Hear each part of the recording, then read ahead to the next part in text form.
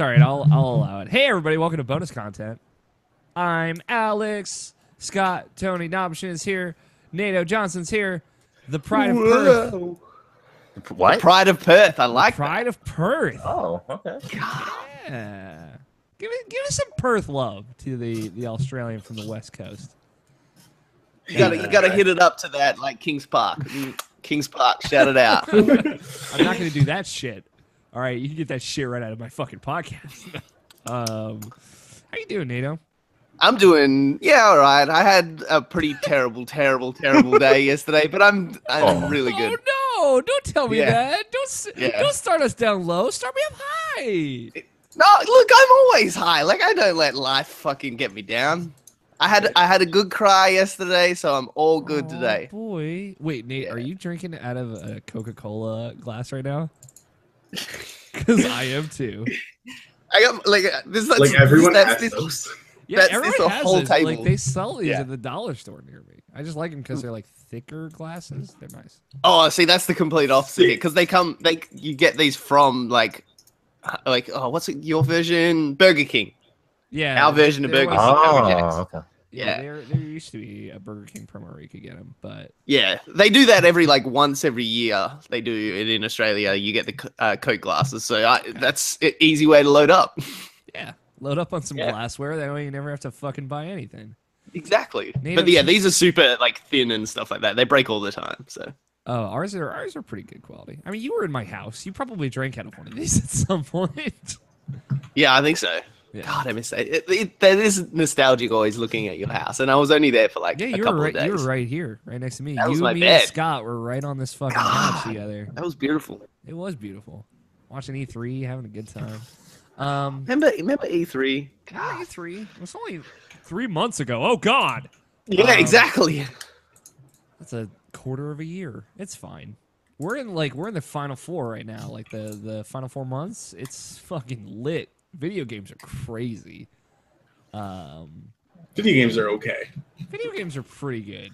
All right. Yeah, they're all right. Video games are decent. They just announced another fucking No More Heroes game. Like Nabashin's set. I got there's a Mario game and a Danganronpa game coming out soon. Mm-hmm. I'm set. Destiny's out. Tony's set. And Scott's here. Scott's around. Victory for video games, Scott. Victory for video I think games. Scott's playing Destiny on PC, so there's that. God, Scott, we're gonna play so much raids together on PC. It's all right, Scott. Don't be too excited. Silence. I'm excited. So Leviathan is the first. We should probably save this. I'm sorry. I just want to talk about Destiny, obviously. I know. I while you're away, me and Nabashin may have already had a conversation about it. All right. How are you doing, Nate? I'm doing, as I said, doing good today. I got all my emotions out yesterday. Good morning. The missus I can talk about one of the things that happened, but yeah, I dropped the girlfriend/missus off at the airport for her 3-year PhD vacation to Scotland. Oh man, I thought she was. Oh man, I'm sorry. She'll be back for the summers and stuff, there, right? Maybe. Oh, it's gonna be super. She's only gonna have a job that's probably gonna support her living, so she might not even have money to come back. Yeah, but you're visiting her. I have a house that has a mortgage, so I haven't got much money either. So yeah, I know. I got you. I'll ship you out. We'll put down an IP fundraiser. We'll sell T-shirts. Yeah. So yeah, she's just doing her PhD there. So that's a 3 to 4 year thing. So, but I'm hoping to move over in the next year or two. So hopefully that goes to happening. Okay, I believe in you. But yeah. So yeah, that was one of 3 major things that happened yesterday. So that was not a fun day yesterday. But it's a new day for you. Yeah. It's I got Destiny. I got my little girl. She's hugging me. She's like, "Daddy, let's play some Destiny." And top of the morning to you. Yes. Good morning, Nato. I actually didn't stay up all night playing Destiny. Good. I was very concerned that you would. Yeah. I'm glad. I'm glad you slept I imagine you just cuddled up with a teddy bear. Yeah, I slept on this lounge actually. There's It's, like like, this. adorable There's still all stuff. my doona and all that here, and pillow. Oh, Scott just left. He's like, "Fuck this, I'm done." um, cool. I hate NATO. Look at this. Hey, Cameron, he's like, sell the house, move to America, commit to making 4 Yanks, 1 Aussie, and be my Huckleberry. Oh, Well, that still doesn't help my fact that she will still be in a different country. yeah. Cameron's not really good with like the whole tact thing. No, I'm just kidding. Did Nathan just art. say doona? Yeah. What do you call I mean- what do you call these things? Comforter Blanket? or a comforter is what I grew up calling them. Blanket, I guess, would be appropriate. Yeah, it's a It's a doona beanie. here in Australia. A beanie. A beanie. Actually, it's a propeller hat. See, it's a beanie. Yeah, there you go. That's a beanie. A stocking cap, whatever the fuck those A, s- assholes a said it on the beach. stocking cap? Yeah, it's the whole thing. Dan Reichert, I swear to God. It's all right. You're here now, NATO. We're here Yeah, for you. it's like I say that, but the last 2 years before this year, Anna was in Sydney for the last 2 years. So like we've done this before. It's not the first time we've done long distance. It's I just miss this you. time's very far. Yeah, Mhm. So, it's literally the other side of the planet. I got you. yeah, I missed you. If I miss know. you, feeling I miss better. your soft hands. Like I say dirty things about him, but like I genuinely just You said I some genuinely filthy just miss shit them about normally, like as a normal feature of your body rather we- than as a sexual instrument. Well, I mean, they can be both. They can be both. We were also on another podcast together this week, so we'll talk about that later. But it was good. We talked about anime. Tony, Hi. It did come out this week. what's up, man? Oh, you know, just chilling, How you doing? maxing, relaxing. Maxing, relaxing, chillaxing. Shooting some meatballs outside of school. Uh-huh. You about to Yeah. move to Bel Air, be a fresh prince. Yeah, dude. Hell The yeah. freshest prince. What's up? How's life? What you been up to? Destiny. Yeah, dude. God. I mean, I know that Yes. shit. Yeah. Yeah. Remember that shit? Remember when Destiny came out? Oh yeah, Destiny. Fuck, man. There was I'm a bird in our half- house this I week. half don't want to talk about Destiny because I just want to go play Destiny instead. Yeah. I mean, that's always the give and take with Destiny. Like, how much do you want to bet that Cameron Abbott watching us right now live He's playing it at the same playing time. Destiny at the same time? He's a fucking cuck. Whoa. Wow. I realized I can't just drop that in casual conversation. Because I do that to like Damien and Ethan, my local best friends. But Yeah, that aren't like internet people, and Yeah, they're on just the like, did internet, you I just can't say say, the like- cuck word? I just can't just say that. You just bring this out of me, NATO. And I'm very tired. So that'll tell you the kind of podcast we're getting into. Yeah, he's probably. I'm just saying, Cameron's probably like cuckolding with Destiny right now. And Cameron did just post. You would be correct, sir. Come over and fuck my non-existent wife. Yeah, exactly. In front of him specifically. Okay, thank you, Tony, for contributing a lot to my kind of spiel here on bonus content. Look, man, I said there was a bird in my house this week. Well, you Oh, did look at actually Steven. say that. Steven I'm accomplishing knows. that. Yeah, that's For that's what's Honor, up. Game of the Year 2007. I forgot that. I forgot I could bring that to this podcast now. I have a verbal voice. Yeah, Verbally talk about For Honor. So, kids, have you played any For Honor? I forgot. So, Have you played any 400 in the last 24 hours? I don't. Yeah, I don't think so, motherfucker. You think you're gonna play For Honor at all since Destiny 2 came out? No. I stopped no. even playing Mario Rabbids, which is sad because I loved that game. Okay, we haven't talked about that on the show yet, so I can talk about that. I'm up to the final world, okay. but now it's never going to get finished. Probably ever. Ever again. No games will ever get finished by NATO anymore. Thank God Zelda came out early in the year, right? God, yeah, man. That like you, I think you said it when you were streaming, but like, Game of the Year is gonna be fucking hard. Poor NATO, the lover of loving things, is out here just trying to make sure everybody's happy. He's gonna be, can I have 6 number ones? Like I would have put Destiny up in like my top 2, Destiny 2 in my like top 5, easy. But like now I'm like, is this the #1 game for me this year now? And I'm like, ugh. We'll find out. Yeah. In a few months. In 4 months when I'm throwing up because I'm making too much content. You love it. What's up, Scott? I'm good. You good? How's life treating you, buddy? Was there a bird in your house this week, Scott? Was there a bird in your house?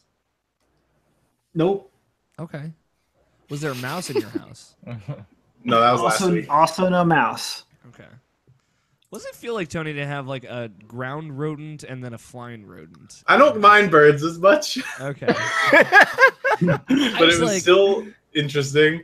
You sent us a picture of a bird just mean mugging you in your kitchen, and I'm like, Yeah, what the fuck is happening in your cloud house? You have to include the text that followed it because it was very important. Was it? Yeah, I linked welivetogether.com. It's true, but you like didn't link it correctly. Yeah, because I didn't want anyone to click on a porn site. Dude. You didn't want Scott to click on the porn site link and then be like, this shit again. The fuck is Tony sending me? Yeah, I mean, I already got that. Yeah, I already got that bookmarked. Yeah, I know. You think they still operate? Because I remember that being like a website from like years ago. For sure. Oh, I have no idea, but maybe. I was just like, oh, of course they do. I could bet good money that they do. Yeah. Let's. Do you think they actually live together? Absolutely, it's authentic. Yes. We live together. Oh God. .com. Oh no. No, don't. For it. Don't look up We Live Together. Oh yeah, it's very much still working out. Yep. Sure I know you were worried, but put those worries aside. There is a 18 or older splash page like you wouldn't believe. Kids, please do not type that in at home. This is like, we do have a YouTube channel marked as explicit content, so like, I guess we're covered. Yeah. How did the bird happen, Tony? Just tell me. I don't fucking know. Did you just wake up and get in the same house? hole as the rat? I don't know. Maybe. I feel like that's harder for a bird, but I guess like Griffin might have like come back into the house or something, and like let Petey out, and like the bird came in, but like I went out to the kitchen to make some food, and sometime like I went to the cabinet, took out a plate, put it on the cabinet, and it made like the plate hitting a granite countertop sound, and then like layered on that as if it were a symphony. There was a fluttering of wings, and then I spun around and I was like, what? And there was a bird there. And I was like, rat with wings. Oh, rat with wings. It was like a fucking pigeon, wasn't it? I don't fucking know what kind of bird it was, but anyway, so then I just like, Griffin's over there like streaming Destiny, so I'm like, Griffin, come here, do this. And he's like, what the fuck, dude? What? And I was like, come here. And there was just a bird in your fucking kitchen. And yeah, so then like Griffin came out and looked at the cabinet, and I pointed at the bird, and he was like, that's a bird. And I was like, yeah. So he was like, all right, well, I'm going to go finish this match of Crucible. So he went back to playing Destiny. And it was just you, the bird. You got to be ready for the raid. Is this what 2.5 Men the show is about? Because it was just like me and a bird and a plate that I was going to put food on. And I was looking at the bird, and I was like, well, I guess I have to watch this because we're going to figure this out together, but I don't want it to disappear sometime between now and us figuring out the bird situation. Is Griffin Charlie Sheen? Maybe. Yeah, for sure. Like, there was definitely not a comparison between another human being and Griffin. It is Charlie Sheen's character. Tiger Blood. In the chat, Stephen Coffin did say that he's only 17 and we are damaging his liver with mature content. So, I guess you were warned. Yeah. So anyway, I took a picture and then I sent a couple pictures to our group chat with the subtext welivetogether.com. Yeah. To which Alex responded, I don't remember what you said, but you said something. I'm pretty sure I said, "What the fuck?" Yeah, probably. Let me see. He said, "Jesus Christ, it's giving you the evil eye." That stank face. That stank face, though.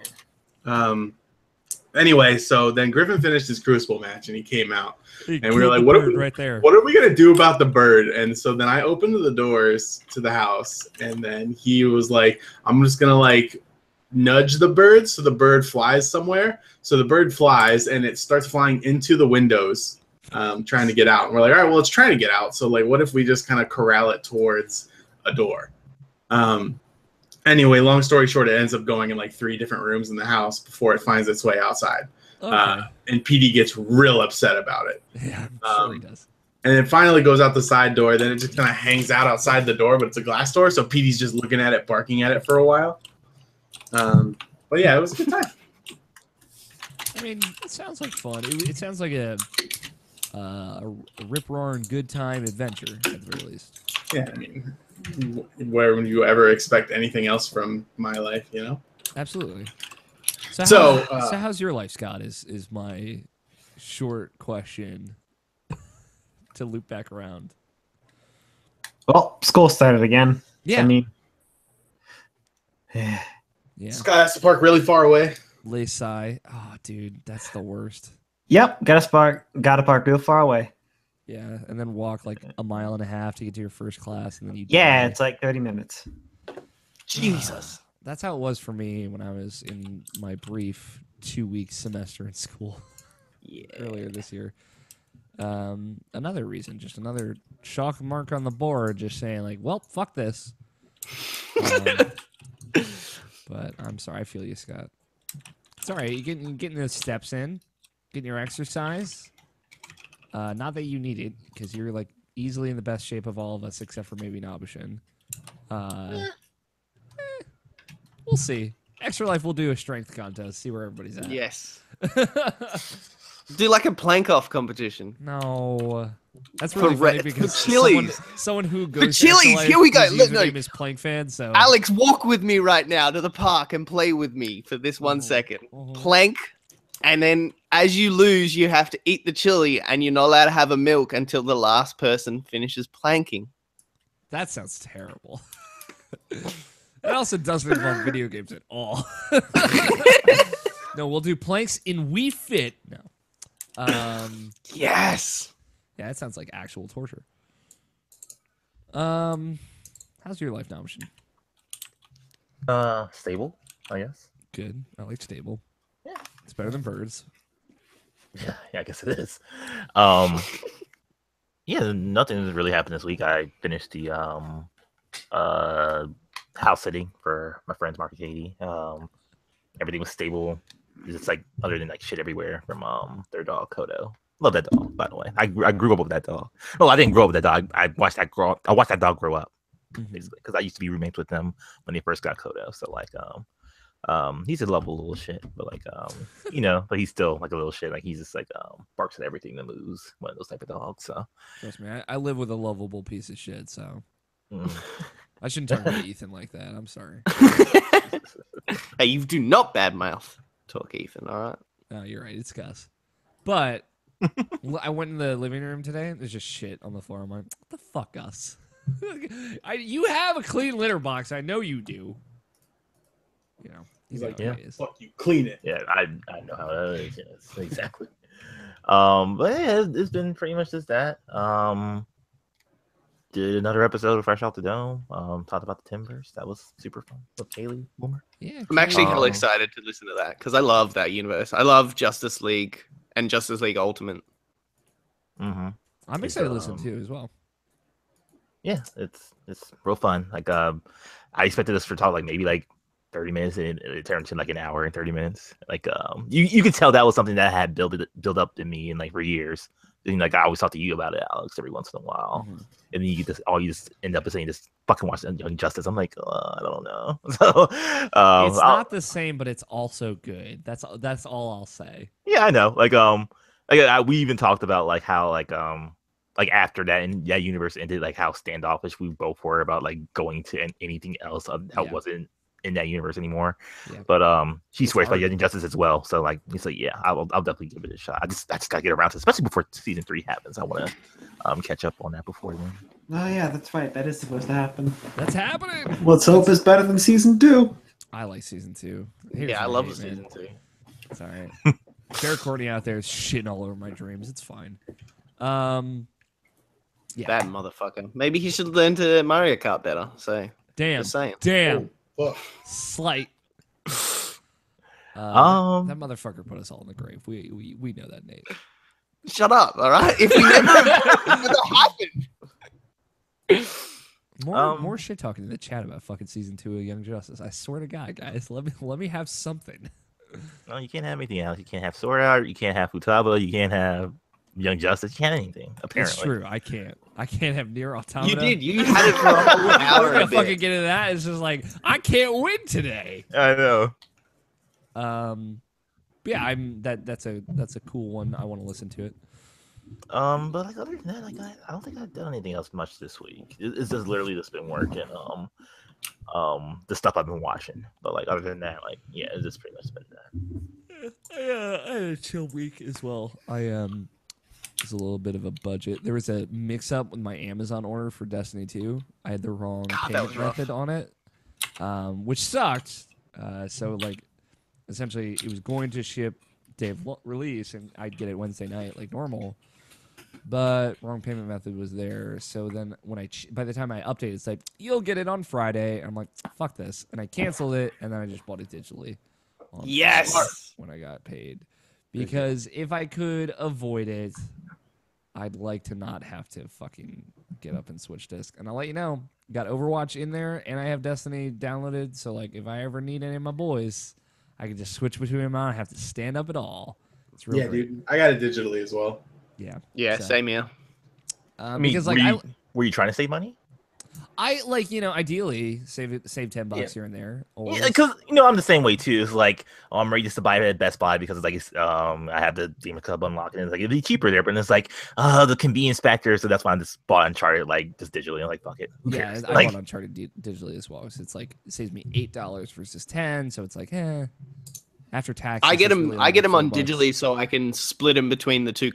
Me and my missus's console. So like, because Xbox can do that. So like, we'll have it on both consoles now, and we both can play Destiny together, rather than having to buy 2 copies of Destiny. that's Yeah. great. Like that's the same thing with me and Mark when I bought Overwatch. He never had to buy his own copy because like he just pretty much just used it off my account. So it's been great doing that. Yeah. But I like it. Destiny is like one of those things where I remember specifically after I had played so much of Destiny before. It was like next time, like when I get Destiny 2, I'm gonna try and get it digitally because that'll just be easier for me. Yeah. I hate having to find my Destiny 1 disc when I want to go play. When I wanted to play, even though all the DLC I have is digitally, I have to go like, oh shit, where did I put the Destiny 1 disc? Oh, there it is. Yeah. So I like it was probably the best call. The thing is, if I had bought it physically, I could have gotten it on Wednesday and played on launch day. But because of the mishap, I had to wait till Friday. I'm like, if I gotta wait till Friday anyway, I'll spend the extra $10 and get it digitally. Oh man, I remember right before Persona 5 came out, we had to mention Persona 5 every week up here. Absolutely. Um, Before and after release. that and the AMVs, we have to mention that every week. Absolutely. But like I remember like it's when I switched over from like sharing Prime with you, Alex, and to move my own Prime thing, and then like I forgot to do my card thing, and that whole thing messed up. And then like it was like maybe like 2 or 3 days before that game comes out, and then like they were trying to like saying like, oh, you're getting it like on Friday instead of Tuesday. And I was like, I called those motherfuckers. I was like, no, this is not happening. This is the only time I ever do that shit too, because like I'm used to like a live and let live, and like, oh, it's too hard for you. I know. I'm not trying to like I don't have to, but like that was like one thing that was like unacceptable, and like Yeah, like they got corrected. So Yeah. I mean, to be fair, like it was so unacceptable for me. I went out and had to find it and buy it early. So, but no, the only thing I did that with was my PS4, where there was another like billing mishap, and then it was like, oh, you're not gonna get this until the following Monday. I'm like, nah, dog, I'm getting that on Friday. We're gonna figure this out. And we did get it figured out. So it's still, obviously, I have my infamous PS4 story of waiting until 7:30 in the evening before it arrives. But it was fine. That was my week, was really just that Destiny billing mishap. Like, but no, I had a really great day today. I got up early, went for a walk, streamed some Destiny in the morning, some Destiny 2. Did a little morning stream with some coffee in hand. It was fun. Yeah. Nato was there. He hung out for a little bit. Nobishin checked in. So yeah, it's been a good day. It's gonna be a good podcast. Let's before we go into, excuse me, Scott. Excuse me. No. I thought I heard somebody just like fart right in the microphone. Just directly into their microphone. Just like straight up. Just... Yeah, just ass to face. What's Ass to mic. What's you been watching, Nobishin? I've been watching a lot of stuff. More just Batman the animated series. That's been really good. Coming, I just rewatching those again. On volume 3 now. Coincidentally, when I was thinking about doing this, the whole thing about the Bruce Timm verse, like it just happened to be the 25th anniversary of Batman the animated series. I was like, oh, like it was like this must have been fate or something like that, because like I just had to talk about it. So like those are good times rewatching that show again. Also I've been rewatching a little bit of Death Note again too, which I haven't seen since like 2009 when it first like premiered and stuff like that. So like because obviously the movie made me like, you know, like really, I was very critical about that movie, about like how they portray certain characters and stuff like that. So like, and like it's more of like I don't think the director knew what made Death Note so special, type of thing. Because sure, the book is special, but like it was more about the battle of intelligence, and like you know, rewatching it, and like I'm like up to like episode like I think 10 maybe now, and it's like, God, this is like so good. Yeah. Just like the mind games. The mind games are like so real in that game, in that show. It's like it's crazy. And like other than that, like I put out the call to Nato like earlier this week, like, oh, you want to watch A&E Hell? Because like I just remember like, oh yeah, like that's so good, and like I should watch it with Nato. But then I remember, oh, Destiny's coming out. He don't have a good time for me. So like I didn't even have time for my girlfriend that was leaving for 3 years. So yeah, real put So it who's in the real perspective monster? right there. Jesus. So like I just watched them all again by myself. I'm like, oh, this is so funny, so good. Like just a good like nostalgia trip of like just watching that. When it's some real good stuff. Like we'll do it eventually. But like I don't want to like bother you while you're like in your zen mode of playing Destiny right now. So but yeah, that's pretty much everything I've been watching this week. Watching anything good, Nato? Oh my god, yeah, I didn't get to talk about it on OKB, so I'll talk it on here. Watched, I don't know if it's in America, like on American Netflix, but I watched this show called Final Fantasy 15 Dad of Light. Yeah, and I was 14. Like, 14 is it? Sorry, 14. Yeah, and I was like, I'm gonna watch the first episode as a joke, like, because it looks funny. Next minute, marathon the whole like 5, 6, 7 episodes, crying and stuff like that, and God, it's such a beautiful story. Because, like, I found out later, it's like it is based on a real story about the kid trying to reconnect with his dad and stuff like that. And whew, that ending. What's it about? So it's this kid, like when he was like super young. Well, he's not a kid. He's got a real job, so he's not a kid. But when he was young, him and his dad used to play like the original Final Fantasy, like 1 and 2 together, like original 1 and 2. And then over the years, you know, like some people with like their fathers, the dad is like starts to become that rather than a bonding person, rather than just he's the disciplinary person in the family and all that. So like he doesn't really talk to his dad that much, and his dad's pretty like, he's just about his job, and he's a serious guy. You don't talk about your emotions and blah, blah, blah. But one day he just like, his dad just quits his job and just is like, I'm not working anymore and stuff like that. I'm just going to stay at home. And the son's like, oh, that's weird. But like, he can't talk with his dad because he hasn't talked with his dad since he was like a young child. So he ends up like buying him Final Fantasy 14 to like sort of reconnect with him. But then his in-game character, he pretends to be somebody else because like he feels like his dad still wouldn't talk to him if he knew that was his character. So in game, he makes friends with his dad's character, and then like through that, he bonds with that, and then he ends up getting all of like the secrets out of him. I don't want to spoil why his dad quit work, but it's like it's full on, and That sounds good. yeah, it's a really good story, and it like has like a beautiful ending. And I know I watched it as a joke because I was like, this is gonna be fucking terrible. And next minute I'm like, oh my god, they love each other now. It's so beautiful. As you often are. Yeah. So yeah, it's half outside real world live action people, and then the other half's in game with like, I don't know how they've done it. They must have got some permission to like actually modify the game a bit, so it looks like their characters are actually talking to each other rather than like talking through chat. Yeah, like the South Park World of Warcraft episode. Yeah, pretty much. That's a perfect example. Like exactly that. I got you. I got you, fam. Cool. I did see that on Netflix. It is in the United States. Yeah, give it a watch. If you've got nothing else, like it's not the best thing you'll watch. Like it's not like, oh, you got to rush out and watch it. But like if you're sitting on the couch, got nothing else to do, you want to watch something, chuck it on. Give it a watch. Scott, you watch anything good? Nope. Nothing good. Nothing good. All garbage. Yep.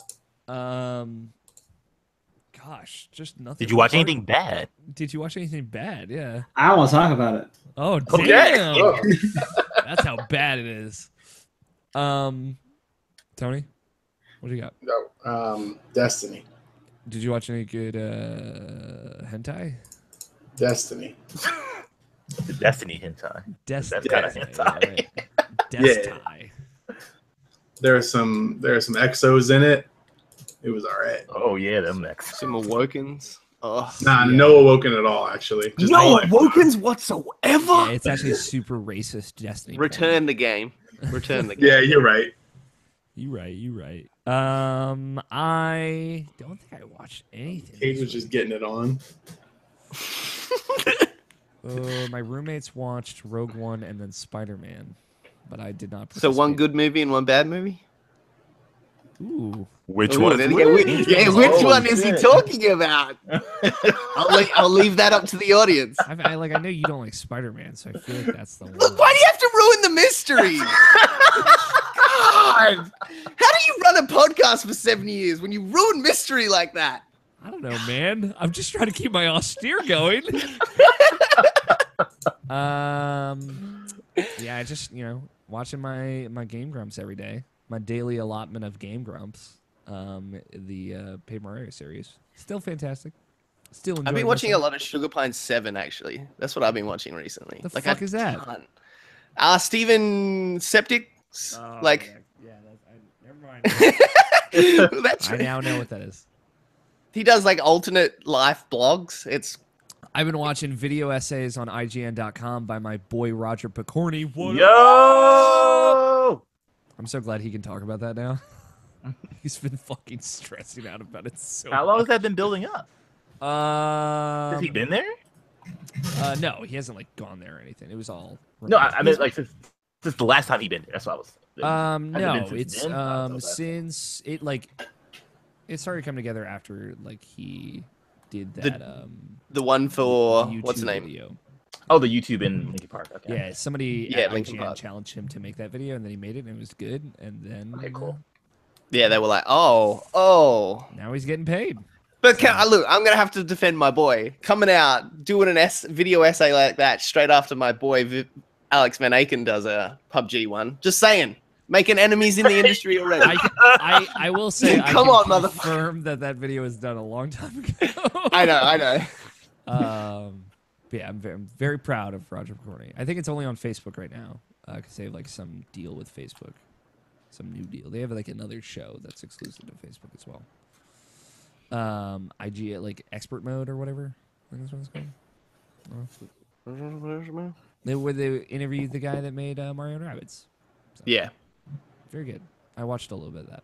Brian Altano does it. I enjoyed it. Let's. How about we get started?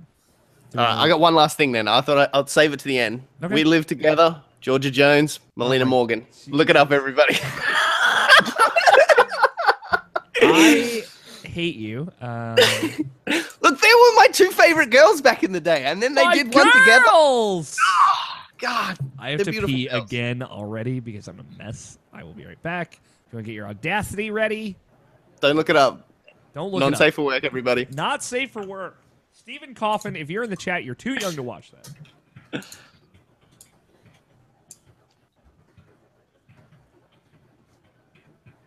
Should I really look it up? In your own private time? Yes. Yes, you should.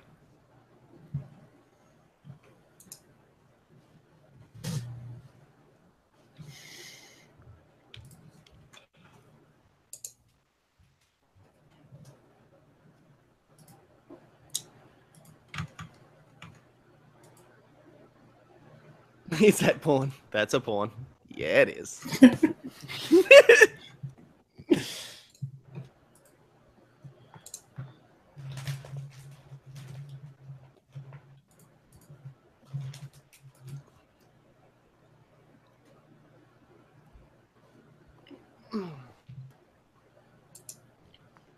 So what's the clan going to be called on PC, Tony?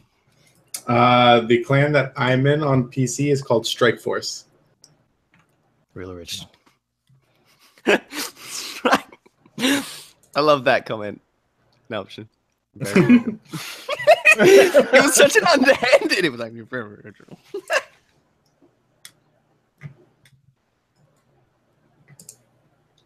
I know, super original, but like, think about it. We're running strikes, you know? Yeah, yeah. I get it. I really love that they give the strikes to you later in the game. I really do. I'll talk about it more when we get into it, but I didn't like it at first because I kept going, where are the fucking strikes? I want to do some strikes. Uh-huh. But yeah, it's a good method. Okay, you're finished the game, right? Yeah. I just saved Cade. How far am I through the story? You've still got to do... Okay, no, I've got one more planet. I've got one more mission left with Ikora. Okay. Oh, okay. So yeah, you've got a whole bit more back on Earth, and then a couple of missions are like 2 missions, but they go straight into each other. Like you know, sometimes when you finish a mission, you go back to Earth or wherever you do. Yeah, a couple of them like just go straight into the next one straight away. So you'd say I'm like 50% through? No, 75. Oh, okay. Yeah. Man, God, that ending. God. Oh my God. Well, save that one. No, because I can't talk about it. Yeah, I can't talk about it whatsoever. Yeah. There's an after credits. Everybody, there's an after credits. Do not fucking... or you can skip the credits, but stay after. Stay around. Stick around. God. Yes, I do record from right device. John, you'll get the Sparrow when you get level 20. Or finish the story. I like walking everywhere. Also gonna put it out there. They actually made a place that's interesting to walk around. So. Oh my God, everything is so beautiful. God. You guys ready to start recording? Wait, we need to record this? Yeah. I don't know, Nato, if you've been on this podcast literally twice before, it's fine.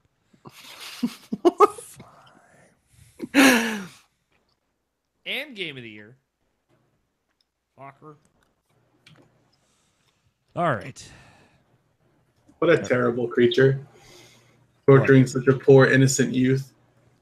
What? Who? Do not be afraid, my child. I am Toriel, caretaker of the ruins. Are you playing Destiny right now? What? What? Are you playing Destiny right now? Oh, Toriel. Oh, that's an Undertale reference. That Toriel sounds like a Destiny character's name as well. I will let you know. Option's more disappointed in you than I am. Right? For one option, there's a character's I name didn't say anything. in Destiny named Ikora. Toriel is a fucking Destiny character name. Alex, I think you should Word. just stop defending yourself and accept the defeat. I mean, listen, I accepted the defeat already. I'm just saying. You see, you're still defending yourself. You know, like when you say "I'm just saying," it means you haven't accepted the defeat. I can accept Also that defeat you really and like still be Dragon Ball. upset about it. That's the thing I can and will do. Thank you. Good night. I'll be here all week. You guys ready? Yep. Okay. On 1. 5, 4, 3, 2, 1. Wow. We good. Wow. Wow. Oh well. Turns out if you press the X button, it stops my recording. Fucking damn it, Tony. What did you think it was going to do? I don't I know. stopped my recording. Yeah, stop, delete. Uh-huh. Time to do another test to make sure it's okay. Sounds good. Don't be like Logan Wilkinson and record from the wrong mic when you got this brand new mic. I've done give that him once. shit about that forever. I've done that once, and it wasn't my fault. Like, because like when you load up Audacity, it always It's says gonna default. Yeah. my Yeti and all that. It has a default. But the one time, one podcast, I just loaded it up, didn't look for once, and just pressed record, and it was recording from my fucking camera. Gross. God damn it, piece of shit. It'll get you right in the bum. That's why you got to look every time, kiddies. Yep. Always look. Wrap yourself up. Wrap your willy, kids. No glove, no love. Real sex. All right, on 1. 5, 4, 3, 2, 1. Hey Scott. I heard if you press the X button, it'll improve the quality of your recording. I hate you. Oh, really? Hold on, let me try this. Wait. Let me get in on here. It's gone. God damn. Y'all are killing me with this. Well, I hope you didn't stop because I lied. I know you lied. All right, but now it's really gone. Lies make baby Jesus cry. You guys ready? I'm ready. This is gonna be a lit show. Let me tweet this out. Tweet about how lit this show is gonna be.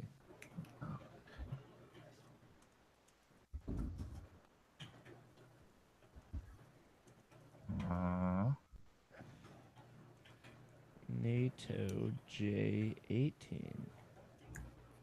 Who's that beautiful guy? He's all right. So what if I took this R slider and turned it all the way up? I swear to God, Scott. Killing me. All right. Let me get my PSP on. Turn on my PSP. Brought to you by Sony. Sony Computer Entertainment America. Although they're what? Sony Interactive Entertainment now? SIE. SIE. Ooh. Damn.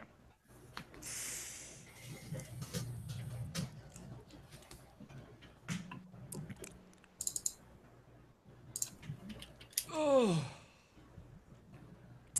It is Saturday, September 9th, 2017, and you are listening to the Irrational Passions podcast. I am Alex O'Neill, your host for this auditory adventure we are about to embark on, and joining me this week is Scott Guthier. Hello. Tony Horvath. Hey. Brian Nobishin Jackson. Don't fuck with me! I have the power of God and enemy on my side! Yeah! And joining us this week, special guest, the pride of Perth, right from down under, Nato Johnston. Once a jolly swagman camped by a billabong under the shade of a coolabah tree. What's up, everybody? What the fuck are you saying with the words right now? Jesus Christ. I thought I was loosey-goosey tonight. Coming in here all crazy. Hi, Nato. Hello. How are you doing, buddy? I'm doing good. We got Destiny, and we got Destiny. It's all right. We got 2 Destinies. That's how good we got Destiny. Strap in, folks. This video games podcast called Irrational Passions Podcast, brought to you by IrrationalPassions.com, is going to be a fucking trip. And I guarantee it. I can slap my guarantee on that. Destiny 2 is out. We have a Destiny podcast starting tomorrow, Sunday, from the day we're recording this. If you missed it, if you're listening to the audio version of the podcast or whatever, it'll be on youtube.com/irrationalpassions archive there for your posterity. It's going to be every other week. Irrational Passions presents Farm to Tower. The dumbest name for a fucking podcast, but God, do I love it. Yeah. You can thank Griffin Guccione for that one. Slamp that stamp of approval on there. So that is a Destiny seasonal podcast that is that's going to be starting this week and be every other week with multiple people on it. We're just going to be talking about Destiny for an hour and a half. So that'll offload some of the Destiny talk off of this podcast. Hopefully. That was my goal. So we'll try and keep it pretty light this week. But, you know, no promises. This is Destiny 2's out. You got me. Yeah, we got Nato here. Nato will be appearing on Farm to Tower when he can. So time zones makes it hard, but make it happen. Yeah. But let's get right into some housekeeping real quick. First thing off the bat, if you missed it last week, Irrational Passions is switching to Friday recording starting the end of this month, which is exciting. And I'm very excited about it. Also, there's one other thing. I guess Farm to Tower was the other thing last week. So, and if you like Destiny, you should probably listen to that podcast. As far as housekeeping is concerned, I think the only thing of note that's up right now is the most recent input about preserving gaming history by inputs. That one was just Georgia and Logan, I believe. Jarrett was not on that. But check it out. If you missed it, check out Logan Wilkinson's Yakuza Kiwami review because it's phenomenal. And I don't know. There's some stuff coming. Hopefully, fingers crossed that everything goes through. But let's get right into the thick of it. I want to talk about video games. Do we want to start with Destiny or do we want to end with Destiny? That's my. I don't know, baby. Do you like to go slow at the start or fast at the start? I typically like to save the big conversations for the end. Oh, you mean the climax? The climax, exactly. You get me. But I don't know. We can do. We're playing it fast and loose here. So we'll save Destiny for the end. Because there's quite a few games to go through. Tony, did you knock anything out that isn't Destiny? So all right, guys, there's this game. Oh my god. Yes. It's called Black Desert Online. I was wrong. Yeah. I had a guess and I was wrong. Yeah. What was your guess, Scott? Us. Okay. Yeah. I also played that. Okay. Oh, Those games don't matter because you play them every week. those games don't matter because he played Alex. That's gonna be Destiny in a couple of days. Yes. Yeah, but like that's gonna why be Destiny after this show. That's why we made an entirely separate podcast to talk about Destiny. So like we can not talk about it here. I'm trying to help us. Play with me. Play with me. I'll take that as a no. Scott, what you got? Wow. So I played some actual games. Yeah. It's called Black Desert Online. Yeah. And it's good. Okay. Oh god. Scott, what you got? What you been playing? So I also played some other games, Alex, before I was so rudely interrupted. Okay. It's called PlayerUnknown's Battlegrounds. Yes. And it's pretty good. Okay. We played an 8-person game, like 2 4-man teams queuing at the same time. It was pretty fun. Okay, that sounds good. Nice. We shot 3 of ourselves. Yeah. I'm not surprised. See, like, we were in a Discord channel with 8 people, right? And we were all playing, so we had the rule, if you were not wearing a shirt, don't shoot at them.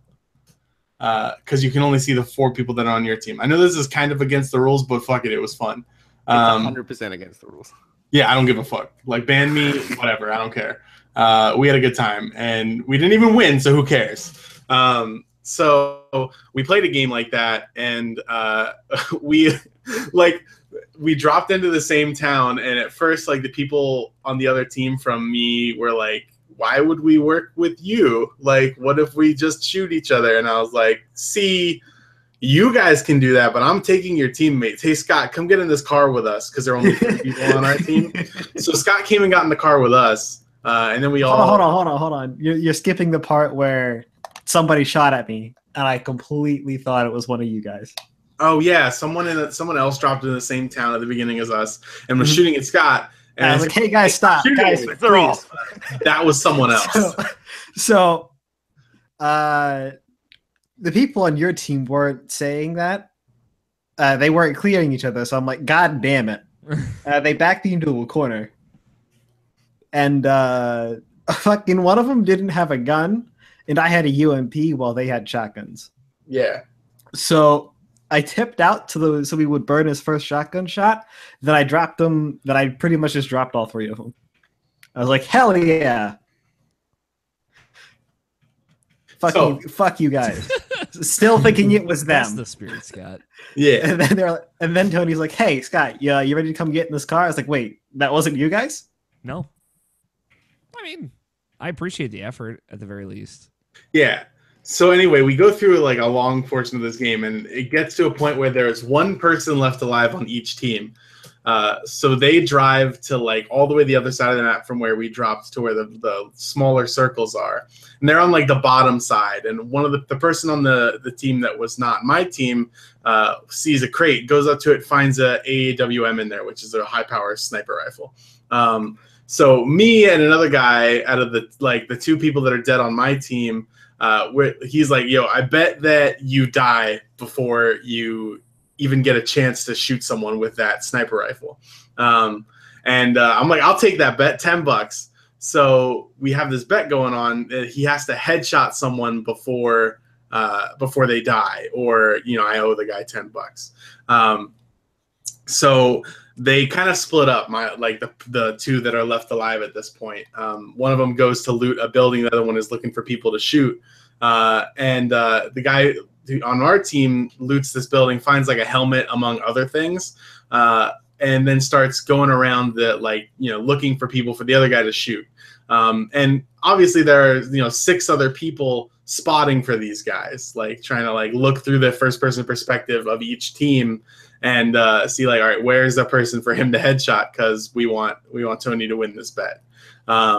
So anyway, long story short, he accidentally headshots the guy on my team, not knowing that it was a friendly guy, because he had found a helmet. So it was a good time. It was really funny. He accidentally killed his teammate, basically. And he didn't notice. He didn't notice until we told him. He was so excited because he got the headshot kill. And it was his teammates. So anyway, it was a good time. We played some Battlegrounds. Y'all having a good time. I appreciate that. So I also played. Here we go. Osu. Osu. Yeah, that game's still good. Great rhythm game. Were you rusty, or have you just not mentioned it in a while? That's all. Sorry? I said, were you rusty, or you just haven't mentioned it in a while? That's all. I haven't talked about it in a while, but I'm just bringing up everything that I play now because Alex is rude as fuck. All right. I feel like this is a little undeserved. I'm trying to moderate the show here. I'm trying to keep things moving along, keep it interesting, make it a good show for people to consume. Uh-huh. I'm just saying. I'm trying to, pop it. You had a good PUBG story. That's good. That's fun. And then you're just sitting there and be like, I'm going to talk about Osu because fuck you. Yeah, I pressed some buttons along to the rhythm. I've kind of gotten to the point in that game where it's very difficult to improve. Oh, gosh, that sounds so hard. It is. You get to a point where it's the barrier is not how well you can press the keys. The barrier is how quickly you can process the information as it flies down the screen towards you. It gets to a point where there's just so much shit going on that I can't tell what I'm supposed to be doing. That's the level of where it becomes difficult for me to do a thing. I've kind of gotten to the point with that game where I don't really look at each block individually as a note to push the key for. I look at the shape of the things coming down the screen, and my hands react according to a mixture of muscle memory and pattern recognizing a pattern. It's kind of neat because like I don't look at them and see like, all right, I need to press this key, then this key, this key, this key. I'm like, all right, I need to press this pattern, but at this speed. So I don't know. That game is really cool. It's an interesting rhythm game. Yeah, I mean, like watching that game being played is just like sensory overload for me. Yeah, I think like you have to to watch someone who's good at that game play that game and understand what's happening. You have to already kind of have a base of knowledge of like what's the game is, and like kind of be a little bit skilled yourself to even like see the patterns and like what is coming down the screen. Otherwise, it's just like a big mash of shit. So yeah, it's a lot. Yeah, OSU's cool. Anything else, Tony? Yeah. So I played some Undertale. Oh, really? Mm-hmm. Ooh. Nice. The game's great. Did you pick it up on PS4 or just replaying on PC? I'm replaying on PC because I have a new PC now, so I have fresh files. Yeah, it's true. I mean, not that I couldn't fix that on my old PC to play like fresh again, but I feel like that ruins it. So yeah. I'm like having the authentic experience of Undertale again, which is pretty cool. Nice. I named my character Temmie. Nice. So that's pretty lit. But that's it's still Undertale. Game's great, music's great. It's a good experience. Great game. Great game. I also played some Destiny 2. We'll get to that one. That's it though.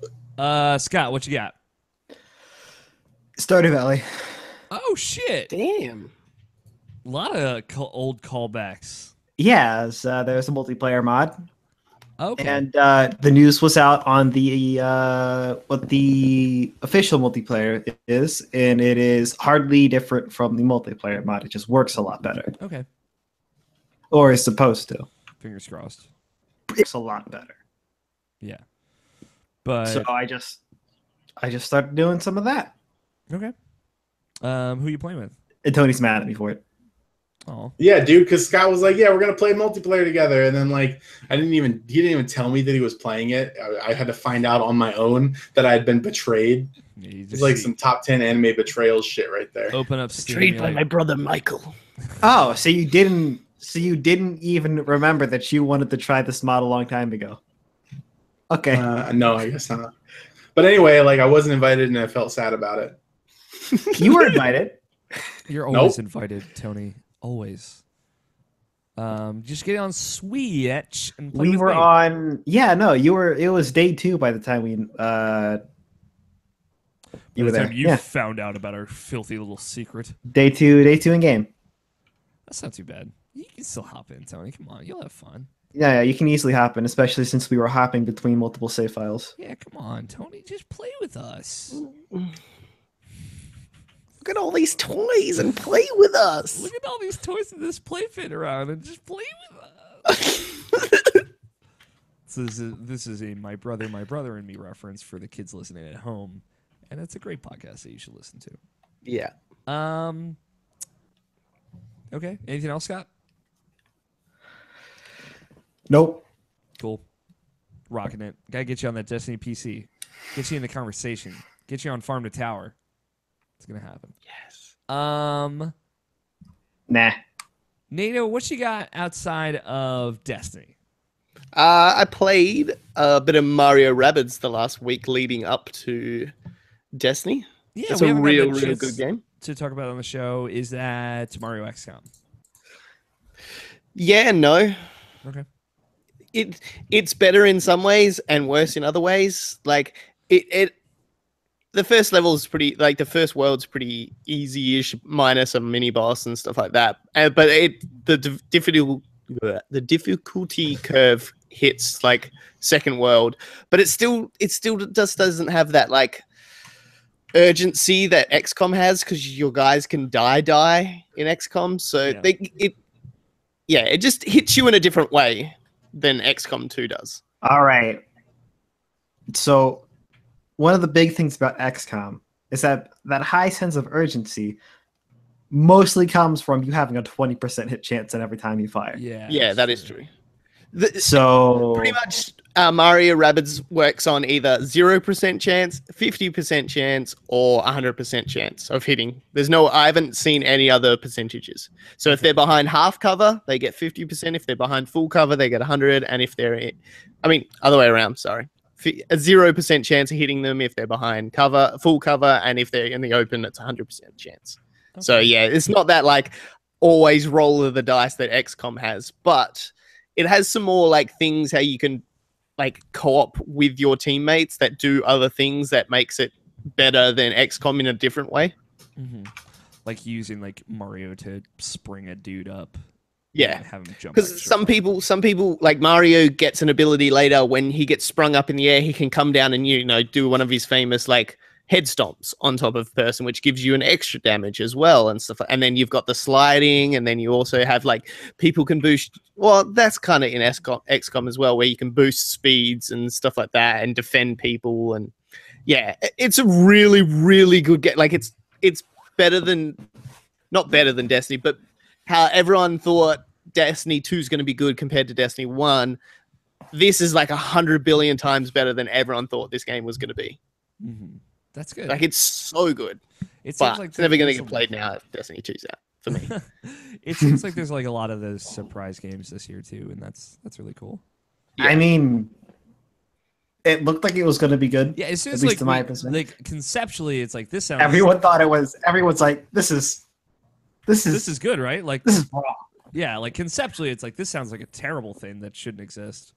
But then you see it being played, and you're like, "Whoa, hey!" But even then, it plays even better than it even like has been looking. Okay, that's cool. Yeah, I really, really enjoy it. I do want to play. I don't think I'll be able to get to it this year, unfortunately. But there's just too much down the pipeline at this point. But it does look really cool. And like I know Alex Van Aken was really excited for it. And yeah, really like it. So also the puzzles. They put a whole bunch of like Mario RPG like puzzles in it.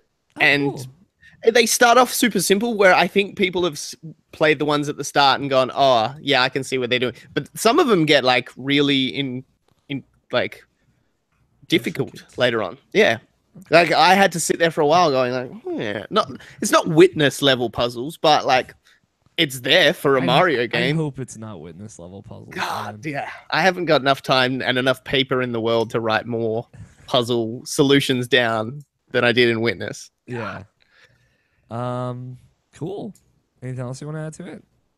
I played a little game called For Honor as well.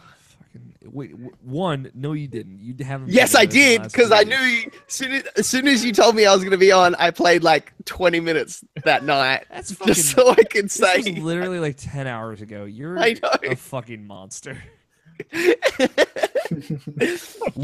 Like honestly, Nato, with how this year has been, do you even think For Honor will be on your top 10 list? Yes, for sure. Like that game's not even good. Damn. Look, jokes aside, it actually is a really good game. I liked the beta that I played. It's just like yes, it's not going to be in my top 5 because it had a lot of problems not relating to the game itself.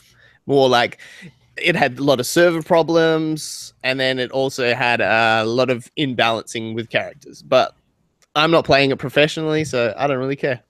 It was an amazing game. Damn. Yeah. But yeah, good game. Game of the year. Game good. For sure not game of the year, but Yes. It's going to be on everybody's list. You'll see. You'll be like, what is going on? What is with all these For Honors with a U in the end of Honor? Nabashin, can we make a category for the 2018 Game of the Year awards as like the Nato Johnston For Honor Award for most forgettable game that no one actually likes? I do like. Yeah. Okay, good. Say that. It's like 2016 Game of the Year was like, Pokken Tournament as well, everybody. Good. So just it's coming out. DX. Download Download the demo, everybody. I will not be silent. So like the thing is, we always have one of those categories, like the kind of like we had the Danny Juarez category for the most Dat Boy character last year. Which obviously we can't now that Danny's part of the team, but we gotta bring you into the fold. Nato Johnston Award.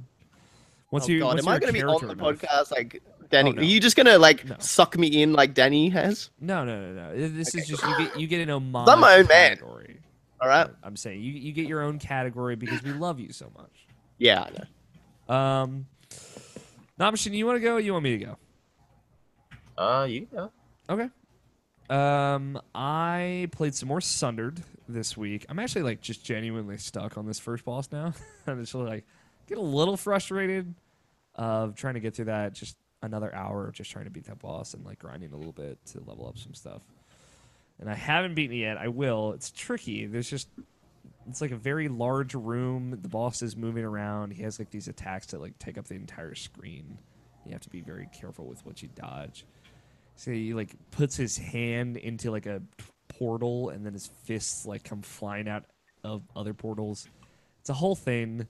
It's very cool, but it's also difficult. Play more Overwatch. A little less Overwatch this week, though. You know, it's starting to trickle down as Destiny 2 is coming in my life, which is what I expected. And some Spelunky here and there. But I was playing with Miranda for the first time. oh yeah, that's right. We did. We played after the show. It was a lot of fun. It was funny because You both can't play You both can't be Mercy. we both can't be Mercy. She was very nice when she like immediately picked Mercy. She's like, "Oh, I'm sorry. Did you want to play Mercy?" I was like, "No, you're fine." And I played with a couple of her friends that she plays with. She did the Overwatch drinking game the following night, Sunday night, which I did not participate in, and she's actually doing that again tonight. But it was funny playing with her friends because they're like, "Oh, well, now this guy's here, he can carry us through competitive." I'm like, "No, No. I can't. I really can't." But I did very well with them. They're a good team, so it was fun to play with them. Only played a few matches though, so hopefully we'll get a chance to play some more. When I'm sure the Halloween event's coming up, so I gotta get my Mercy skin.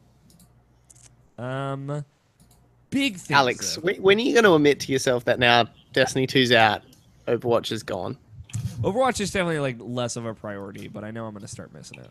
So I just know myself. Is it gonna stay on down around? It wasn't the thing about Destiny is that you could just go away from it for a while and then come back to it. Yeah, I mean that is the nice thing about Destiny. And like Destiny doesn't scratch my PvP itch like Overwatch does, right? Like I don't really like PvP in Destiny. Although I did play some with Griffin and Tony this morning, and I had a good time. Yeah, I was about to say, have you played? Yeah, just a Destiny few 2 matches PvP. with Tony. It's a bit different. It's very different because I didn't play any during the beta, so like the smaller, it's like 4v4 now. I like the smaller matches. I will obviously jump in on Trials and then Iron Banner for sure. Yeah, Iron Banner's next month. God, so Yeah. excited. Yeah. So there will be stuff for Destiny, but like I don't want to miss out on like the Overwatch holiday event stuff again. Especially if there's going to be like those special like PvE game modes like they did for Halloween and stuff. Big things this week. Did a lot of big stuff. First, top of the show, I finished Nier Automata. How many times? 5 times to Okay. completion. Wow. It is done. Technically, it's like only 3 times, really. Mm-hmm. I guess 4, and then you do the 5th ending. But like, yeah, I really don't like the playthrough, like calling what you do in that game playthroughs. Essentially, you play through the first half of the game twice as the 2 characters, and then you play through the second half of the game. Yeah, it's more That is- chapters than it is like Yes. actual like replaying that game again. Chapters is a really good way to put it. And like that second playthrough when you play as 9S is like way better than I thought it would be because everyone talked about it as like, oh, it's just the same thing over again, but it's really like it feels tonally different. You get a lot more context. So I hate to be this guy, especially about Nier, a game that like I like a lot. Like I like Nier a lot, but I think ultimately walking out of the end of it, I was kind of disappointed. Sure. Which I didn't expect to be, and I think a lot of that is the expectation I received going into it. For sure. Which sucks because you hate it when that happens, right? Mhm. I think my problem, because I don't want to spoil it. The thing is, like, I was very much hoping like to walk into Nier and be like, I want to talk about this with people, and it's like I feel like I don't really have anything to say, right? Like I could just tell you like how I feel, but I don't have any commentary on the game. Like I was very much assuming that we would do a spoiler cast, but it's like I don't know if I have much to add to that conversation. The thing is, I do want to hear people talk about Nier, because I want to know why people like it, why I connected with people. So I feel like there are like 1,000 different permutations of layers to Nier that one could have grasped you. Like there's like this whole theology aspect of it. I was talking to somebody about it, like, you know, obviously it has a lot to say about religion and the concept of it and how religion is created and why it exists and why it gives us purpose. For example, like that's just one part of Nier Automata, but like that stuff doesn't really speak to me, right? It's not a thing I'm passionate about, nor did I fully register it when I played through the game. Yeah, that's like people playing Pyre at the moment. They're all just like talking about religion and stuff like that, and I'm just like, Well, like, you know, that doesn't. there's a way to present it that is engaging, though. Yeah. And it all comes down to kind of like how you present to it. I think my issue with Nier is the same issue I had with Inside, weirdly enough, where like I can tell that there are a lot of layers going on and a lot of messaging going on. Like an ogre. Yeah, like an ogre. A lot of layers, like an onion. But I can tell there's a lot here, but it isn't presenting itself in a way that I can understand, I guess. So like walking out of Nier, I was like kind of confused. Like I get it, like I got it, for the most part. But like hearing other people talk about it after the fact and reading about it, it like sank in a little bit better. Like the way that the game told it to me didn't really register, but hearing other people talk about it, it's like, oh yeah, like there's, you know, there's a character Pascal and he has like a whole really great arc, and like none of that really affected me emotionally. And that seems to like be one of the bigger arcs that affect folks. And like I was just so frustrated with 9S as a character by the end of it, that like it really tore apart a lot of the things that I liked about him and about his story. And then the character I ultimately ended up liking the most was A2. Yeah. And I like, you don't get a lot of her, but I thought the subtlety with her story and like her background that they never like explicitly explain, was really great. So like I'm very like I have so many conflicting feelings about it. I mean, like to be completely like upfront with you, I was pretty much the same way as well as when I beat that game. Like because the reasons I like Nier Automata, you know, like it's because like I have a background in platinum mostly, and like, you know, like, and it's like, oh, this has a interesting story to go on with it. It's not something I completely understood, and like even like when I beat that game, I didn't really like understood it, and I thought that was mostly because you know, I didn't play the first Nier at all. But you know, like, but you know, there were still good moments in that game that I really enjoy, like the final scene with Pascal and like yeah, and all the stuff with A2, which I really enjoyed. A2 and 2B and even 9S.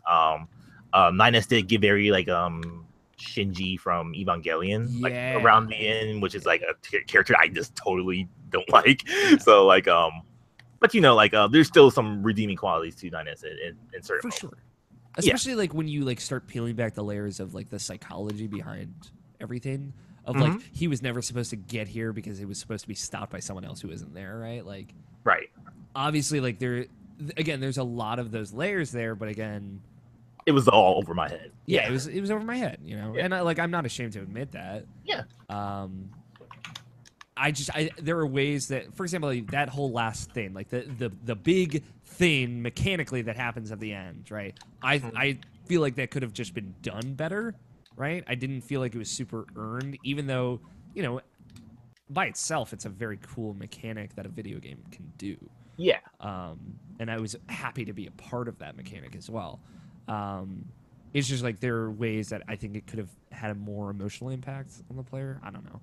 Like it's easy to lodge criticism about that kind of stuff. I thought it was pretty emotional, but I can see your take from it though. Yeah, it's just like, you know, like it being like a whole. Like I don't want to say too much, but like the thing that you're actually doing being like pretty much totally outside of the video game, like outside of that game in the world. Like if it had been in the world with a character like that you knew, and like other characters came in, like I would have been way more connected, way more into that because it would have felt more tangible. Felt like it had context, I guess. All about context again. I mean, but like at the same time, you're like gathering the bodies of like dead androids everywhere. So like I felt that made that work. True. Yeah. Which is cool. I like that the whole Dark Souls mechanic to it, and like how that just goes away, like in that third playthrough as well because of the story. Yeah, I like it. There's a lot to like there. It just I don't think it hit home for me particularly. But again, like that's not to discredit what Nier accomplishes. The kind of it approaches subjects in a way that video games don't. Just subjects that video games don't often talk about, and it also approaches them in ways that video games don't. I will say like the stuff from homages to the original Nier super hit home with me. Really love that stuff. Like you go to like a place that is from the original Nier at one point. It's like, whoa. It was very cool for me. Oh, you got to that part. Yeah. Oh, cool. Like the whole library thing. I was like, oh, this is super rad. Especially like the little things. And yeah, it's cool how it is so similar to the original Nier as well, and like the way it tries to approach this heavy, difficult to tackle subjects, but just totally different subjects to talk about. Yeah, I'm glad I played it. I'm glad that I understand it. I want to hear more people talk about Nier and talk about why they like Nier, because I just don't get it right now. Yeah, that was like the more fascinating thing about it. Is just like hearing Waypoint at the end, just had their little podcast about it, and like hearing like George talk about it as well, like through like messages and whatnot from me with me and him. I find that game like very fascinating. Like post like playing it like even more. Like it's something that still goes in my mind like constantly just because of like how connected with other people. Maybe not with me, but like how it connects to other people is why it's like probably my second favorite game this year. Is why I really enjoyed it personally. Like even Danny was like fucking raving about it himself. I actually still need to talk to him about that game. I never got around to doing that. But like I thought the characters like in that game were so good. Like even though like Ninus I fell off for me like at the end like someone like Operator 6-0. Well, that's happening. Hold on. Operator 6-0. Like I really like enjoyed this like the conversation with her and 2B like talking about how her girlfriend was like her issues with her girlfriend at the time. Like there was like something so human at that moment. Like just having that conversation. Like even though it was like something totally in the background too. Something that wasn't really even consequential to the entire story in general. Like just having that character and just having that conversation just like really just like brought a lot to me for whatever reason. Yeah, and like I talked about it with someone and like I'm trying to explain it to them and they're like, oh, well, like isn't this a commentary on like the frivolity of war and how it's useless? And it's like yes, but like the game doesn't presented it in an understandable way. I feel like you take away that message after you hear people talk about it. Like it's like these machines are made from these machine parts, and it's like okay, this is all pointless. It's like okay, but I didn't get that in the moment, so it's not as impactful, I guess. Like I would also recommend for you to look at Patrick's interview with Yoko Taro. Yeah, I was trying to track that down.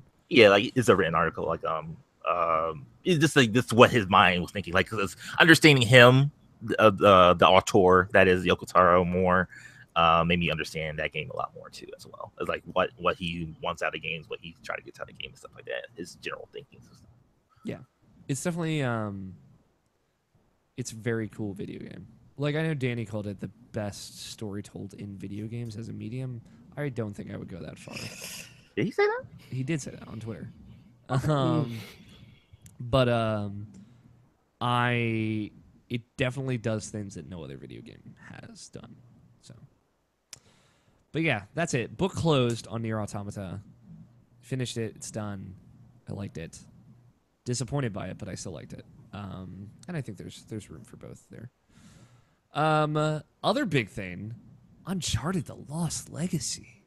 You played more of this week as well, Navishin. Just like 30 minutes more. This is kind of showed off for Mark and Katie. I still haven't gotten too into it. Are you in chapter 4 yet? When it opens up, yes. I literally just got to that point, and then like that's around where I stopped. Yeah, because I didn't know about that at all because I hadn't read any reviews. I like pretty much went in blind, and obviously, like, I will say, first thing, like, it was really cool just picking up an Uncharted game with like a female protagonist and like a totally different protagonist, and like it just making sense. It's like cool. This totally feels fine. Like Nathan Drake doesn't need to be here for this to feel like an Uncharted game, which is a big thing. That's really important, you know. Also, like Chloe is very much like Nathan Drake, and Nadine, your companion, makes an incredible comment about that. It's very good. I can't wait for you to hear it, Naomishin. And obviously, like, the relationship stuff of, like, Nadine and Chloe going from, like, kind of, like, I guess we're working together too, like, friends is great, obviously. Just, like, you know, that breaking down the layers of, like, Nate and Sam, and then them getting more comfortable with each other again, and obviously, like, Nate and Elena being through the fight and then getting more intimate again. That kind of slow progression of character work is Naughty Dog's best aspect, I would say, like, their writing. And the way they just naturally make characters seem like they come together. Phenomenal here as well. But yeah, like there's a whole mechanical aspect to it. Like you get to essentially like an open world section and you have a Jeep. And you're driving around this open world section. You have a map that you reference. You can find like secrets. There's like a secondary objective that you can do to unlock like a power up, which is kind of like Metroidvania-esque. Pushing all my buttons. And yeah, you can like kind of free roam this area and do these like 3 objectives in any order you want. And it's like this big, wide, beautiful open areas, Indian jungle. It's just fucking fantastic. And I remember like getting to that point because I'm a chapter and a half past that Nabashin, just for your reference. I spent like 2.5 hours just there alone. And I was like, I don't know if this is going to be good, but then it was just immediately just like fucking amazing. There's a lot of just great dialogue. Just like Uncharted 4, there's not a lot of combat. Like after that, the whole next chapter is just like there's no combat. It's just exploring. I'm like, well, look, when you got an Australian doing one of the voices for one of the main characters, you're gonna be good. Yeah, she does great job. Yeah, as always. She's also Tess Everest in Destiny as well. Oh, cool. Yeah. Stop talking about Destiny. Wait. We'll get there. So yeah, it was the exact same. It happened again of just like, I don't know if I want to play an Uncharted game. Played it. I'm like, fuck, this is great. This is amazing. Like stellar. I got to try and get back into Uncharted.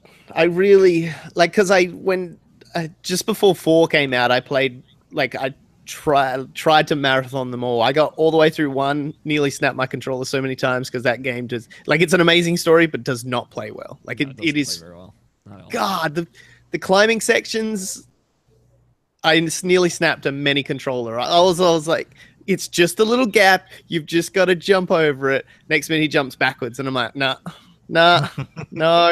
And then so by the time I got to 2, I was just like that I got about halfway through 2 and I was just like, I need to take a break, and I just never went back in the end. Yeah, I get that. Like 1 is tough. 2 is great still. I loved the story in 1. That's what killed me. Like I loved it so much, but man, trying to play that game it hurt. It really did. Everyone bags out the climbing in Assassin's Creed and all that, but man, you go back and play Uncharted 1 and you're like, I miss Assassin's Creed. Yeah, I mean, like I think all of those era climbing stuff. Like I thought Assassin's Creed 1 climbing is rough, Uncharted climbing is rough, Infamous 1 climbing is rough, I thought. Oh yeah.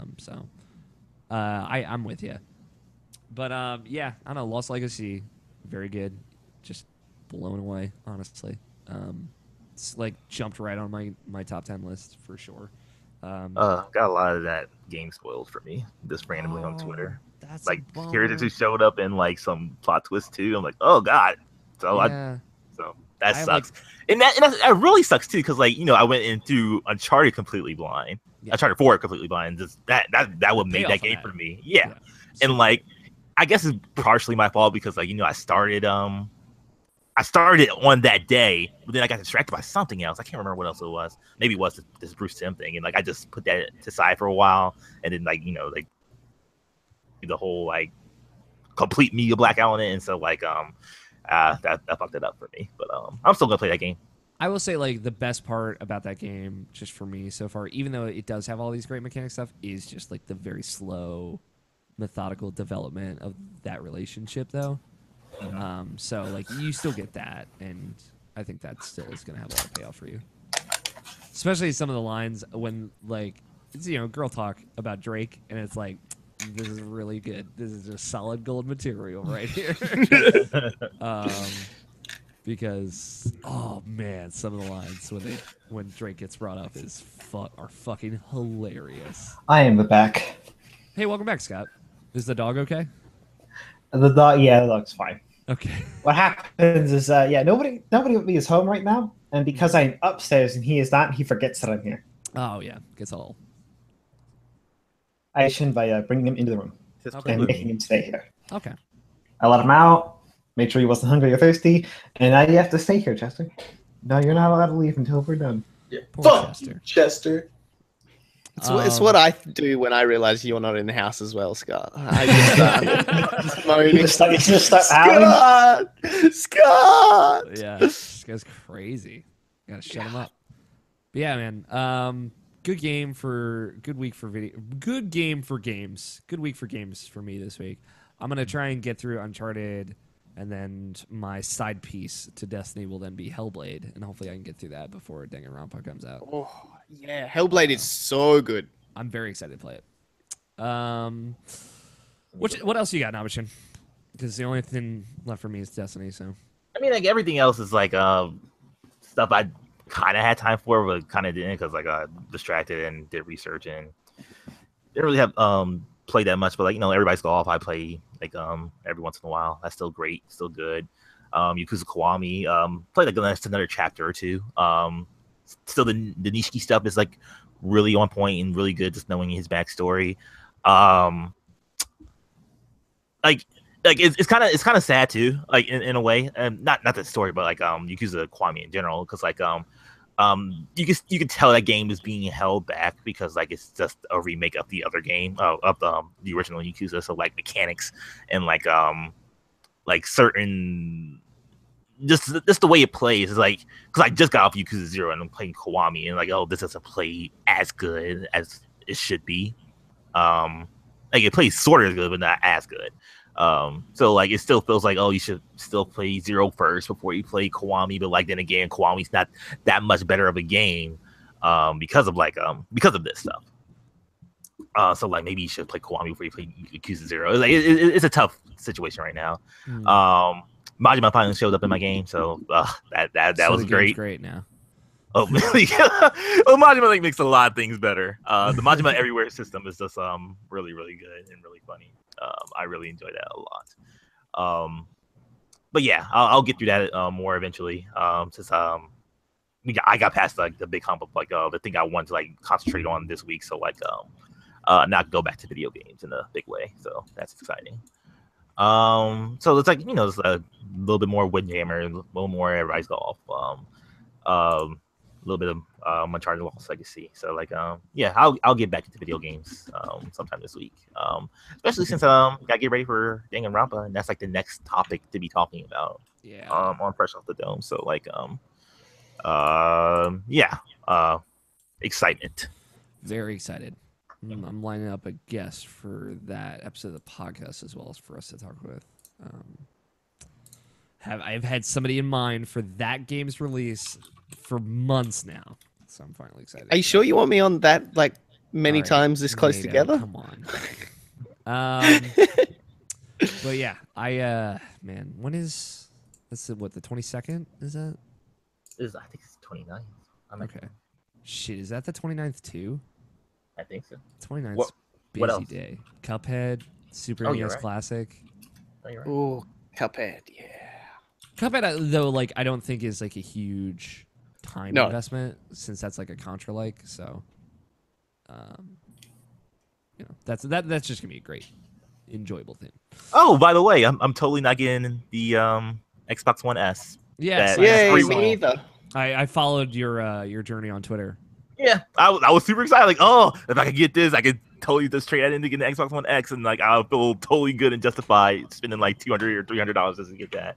And that didn't happen. So Yeah, That made there me was sad. a Amazon price listing error when the Xbox One S was $0 on Amazon, which is a little bit pipe dreamy. Hmm. I wonder if anyone got any of those, or if all the orders got canceled. I think for people who did it like like same day shipping or something like that they took advantage of that. So it's too bad they don't have it like an Amazon like locker place around here, because like I would love same day shipping for my area. We get it for some things because there is a big Amazon thing in Baltimore now, but it's most. Just be thankful you guys have Amazon in general. It's true. Like we don't have Amazon. Well, it's coming. It's coming. We can get international Amazon, but we have no Amazon. Nato, I will hand deliver packages to you. God. How much what do I have to order, Alex? My heart. Okay. I'm Done. putting a loan down for it. Come deliver it to me. All right. And I will say too, while we're still on the topic, like the closer it gets, like God, I'm really thinking about getting an X now, and it bums me out. And it bums me out. It only bums me out because like Cuphead's gonna look really good on it, but it's like, and PlayerUnknown's gonna be great too. But like I don't know. Also, I won't play on it. You can play them on an S or a normal one. It's all right. Yeah. And that's coming from me, like the huge Xbox guy. Just no, I mean like the advantages, the TV, like the justification. Yeah. You can do that with an S. We're just trying not You to can get all that alienate up-res and all that. Bullshit. like my PS4 Pro doesn't do that shit. I need it. I'm breaking down, and it's hurting me. I know. I've had to come to the acceptance that I'm just probably not going to be able to get it. It's like $669 in Australia, and I'm just like, I could build another PC with that much cash, easily. It's just there's no need for me. I'm right there with you, Nabashin. So, although I'm thinking maybe January or something. Oh yeah, I know I'm not gonna get day one, but I'm Actually, still that's a thinking good about point. it now. I could do a Christmas birthday cash. Ooh, actually, all right, I might be back on the train. Nato's back on board. I'm thinking because Nato and I have the theory that maybe Destiny will run at a higher frame rate on Xbox One X. I reckon they will. I think it's this whole thing. But they're They not allowed can't to say it promote it. because they have the thing with PlayStation. And if it does, Oh boy, 60 frames on console. I might even stop playing it on PC. Because I'm thinking about stuff like Red Dead. But Nato, if you go play on PC, then I might play on PC. yeah, come on, don't do Scott like that. All right, I'm back on the train. We're playing it on both. All right. But I'm no, easily persuaded. We got to get down to business. Get down to brass tacks. Destiny. We've foreplayed enough. We've Now it's time foreplayed for enough. fuck. Now it's time to get to the sex. Destiny 2. Tony's like, what fucking podcast did I come on? Yeah, right. We live together podcast. We Live Together podcast. So, Destiny 2 came out on Wednesday. It's so good. Destiny 2 is very good. I have good news for people who are fans of Destiny 1, like myself and Nato and Tony. Yeah. Destiny 2, very good. I want to go around the table, get some feelings. Tony, how you feeling about Destiny 2? It's decent. Wow, decent. Would you call it good? Yeah. Okay. Would you call it great? Yeah. Would you call it amazing? Maybe. Maybe. Okay. Between Have great and you amazing. haven't finished the story, have you? No. Okay. Down level 20, dude. What? It's oh no! Everyone knows the planets. That's been announced. What planet are you up to, at least? I'm on IO. Okay. Oh, you're on the final. That's right. You were telling me that. Okay, you're on the final one. All right. There's some good stuff coming up. Some of that good. God. Give me some thoughts and feelings here, Tony. Work with me. Destiny is basically what everyone wanted Destiny 1 to be. But it is not what I think a lot of people wanted Destiny 2 to be. But I'm okay with that. I like what it is. So I think it's a good space shooter MMO thing. Okay. Nato, give me your thoughts and feelings. Give me your breakdown. God, man, they just turned everything up to 10. Story, yeah, you know what? You guys hated it. Fucking 10. The first cutscene you get between the villain and his like second in command, like that scene is like the best character development in. Like if you put everything in Destiny 1 together, that still doesn't compete to that one fucking cutscene in Destiny 2. And that's the first like major cutscene you get, and it's amazing. He like Gaul becomes this nearly like Darth Vader like character, where it's like Vader like, yeah. It's the best. Like he is written as one of like what I reckon as like the best villains. The villains that don't 100% think they are the good guys. They're doing the right thing. They're doing it for like their people and stuff like that. And like, yeah, the ends justifies the means kind of. And oh man, just the conversations he has with another character as well. I'll leave that off because that's super spoilers. But that character at first, I was a bit like, I think Bungie thinks this character is more important to the players than he really is. Nobody actually gives a shit about that character. But by the end, you're just like the intellectual battles they have over like what the meaning of like the Traveler and like being a hero and stuff like that by the end. And Ooh, does it talk about being hero? Yeah, well, there is talk about what is right and what is wrong for sure. Yeah, what is right is what's wrong. What you have to do to earn certain things in your life, and oh my god, it's just, it's very good. God. It's not like, the level of Light and L, but like as much as a sci-fi space shooter-y thing, like it's the best you're gonna get for a long while. Like it's amazing, just the interactions with Gaul. Yeah, Gull is like a very interesting character. Just immediately. God, yes. And like, I'm sad none of you have seen the end because like it gets even better by the end. Like I don't doubt it. Yeah. God, he goes through a whole like identity crisis near the end, and it's just like, where is this coming from? Yeah, God. I like him. Just like he has such a presence, right? Yeah, and he speaks like so eloquently. Like he is. That's what I mean. Yeah, he really reminds me of Darth Vader. Just like he's just there. Like when Darth is in the room, like he is the like even when like later scenes in Star Wars when Luke's in the room and the Emperor, it's still Darth standing there, big huncho. Like the Emperor's his boss, but still Darth Vader takes up the room. Mm-hmm. And oh man, it's amazing. Yeah, same with Gaul. That's like Gaul in general. Yeah, he is the more engaging character. What about everything else? Outside God, well, that's the music. Like you'll see it all over Twitter. Every goddamn person that's playing this game is like, "Oh my god, the music!" But it's real good. It's really good. I like it's also another thing that doesn't deserve to be as good as it was because they haven't. What's his name? The original Bungie orchestrate Marty something. I think his name is. Yeah, I know exactly. Yeah, well, he's been with Bungie all through Halo, and Halo's always known for those amazing like big band orchestras and set pieces and stuff like that. He was in one, but I think there was some controversy with that. I can't remember the story, and he ended up getting Martin kicked O'Donnell out. Was the yes, Martin. There we go. And so I thought this one was not going to be as good, but man, whoever they have in doing the music and background for this one, the sound effects are amazing again because like was Destiny 1 as well. The gun sounds in that were always beautiful. Every time you get a headshot, every time you shoot your a million type of weapons, and then just scenes. There's like a scene at the start where everyone who's played like the one where after the main first adventure you do where you're just like walking through town, everything's black, and there's just a little cello's kind of playing in the background, and it's so like creepy nearly and scary. Like for the first time in Destiny, it's like scary, like not as a horror way, but like holy shit, like what do I do right now? Yeah, there's a lot of really great music in there. I will say like the soundtrack is genuinely phenomenal. Like I was blown away, and I commented on it in the beta, like that one mission that you play, the first mission where like when you go out into space or like you're on the top of the ship, and it's just like this big like orchestra comes in. Yeah, it's really great.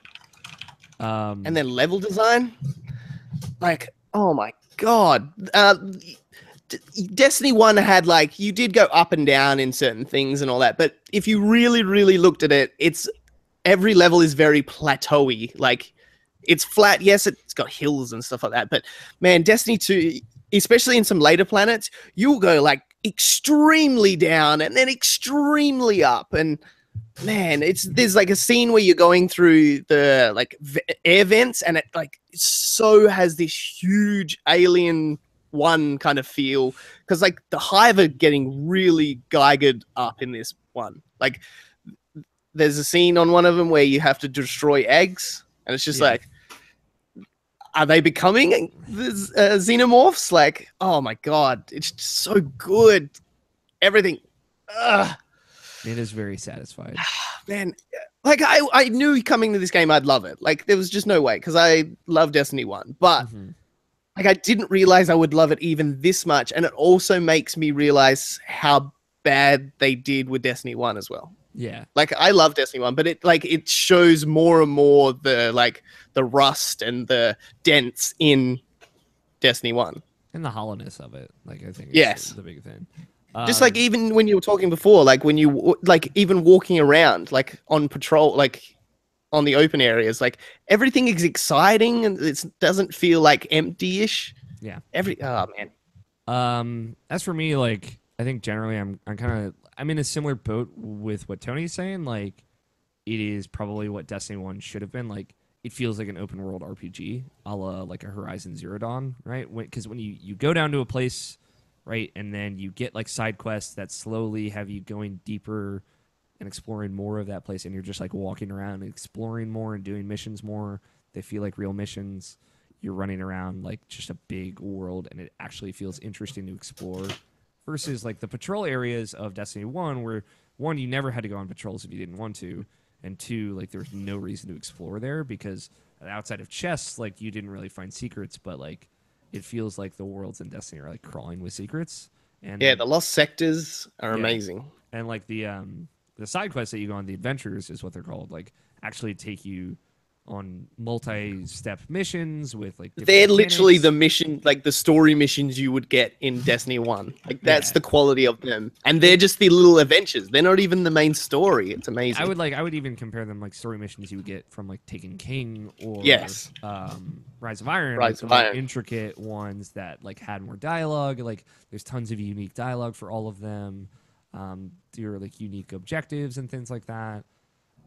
So like you land on a place and you walk around and you do stuff. Like let's say there's a big story mission in that place as well. You can go up to launch that story mission from that place as opposed to having to go back to orbit and then come back to the planet. And a lot of what makes Destiny 2 great is just cutting out that fat of like having to go to orbit and then go do a next mission, or like you can just stay on a planet and walk around and do missions there, like in side quests over and over, and you don't ever have to leave, right? I still have the bad habit of going to orbit.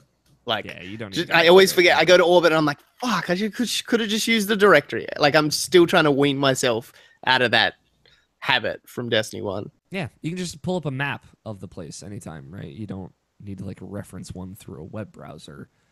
Outside of Destiny, it's just in the game as well. Again, it's like the little things that you take for granted, but they were just very absent from Destiny before.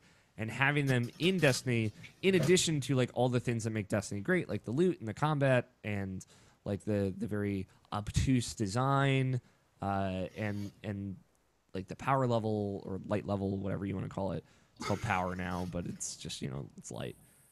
Stuff like that. Like all of that coming together. So like what made Destiny 1 great before, in addition to the things that Destiny 1 should have had, just makes Destiny 2 a very good game. And like also it feels revamped in the way like a sequel would. Like, the enemies all look a little bit different and behave a little bit differently. Yeah, so like a Halo 1 to Halo 2, Uncharted 1 to Uncharted 2, like that kind of like, it's still the same game. Like nothing's like changed. It's not become a real-time strategy or something like that. It's always going to still be a gun shooty game. Like that's what I hate when people are like, oh, it's 1.5. It's like, what did you want them to do? Become like a real-time strategy or something? Like I don't understand. Like it feels more like a sequel than I think people thought it would. Because like again, everything looks different, everything feels different. All the subclasses are different. Obviously there's still like glaring omissions. Like why isn't there a new class? Why isn't there a new race or things like that probably could have benefited Destiny 2 a lot. Yeah, but like that's one of the reasons why I don't like MMOs, because they like throw stuff in for content wise that mess up the story. Like it's like, oh, now we're going back in time, and now there's like a different race, and it's like, well, how come all these things, like when the pandas came into WoW, it's like, where were these before? You just wanted a new race just to feel like. I will give them credit that they gave no, like, I am more pissed off that they got rid of the old classes because there's no like lore like reason why they got rid of them. How come we have the other ones? And yeah, I wasn't happy with that. Yeah. But I like that they didn't give you new races or new things. I want that in DLC, and I want a justification for that kind of stuff, especially because they're going so hard into like the story and stuff now. Like Destiny 1, I would have accepted it because nobody really gave a like, yeah, there's the lore people out there, but nobody gave a shit if it was messing up the storyline of Destiny. But now they look like they're putting so much effort in that I'm like, I don't really want them to. I want them to justify, like, the big theory is the Fallen will be the next race, like the playable race, because of, God, I can't remember his name in the Reef. From the Reef. Varix. Yeah, Varix. Yeah, so maybe people under his banner become part of the, because they, like, lore-wise, the Fallen were the original people that had the Traveler before us, so they've had the Light before, so it will be justified in story-wise. Yeah. Does this actually feel like a Bungie game now for you guys? Yes. Oh yeah.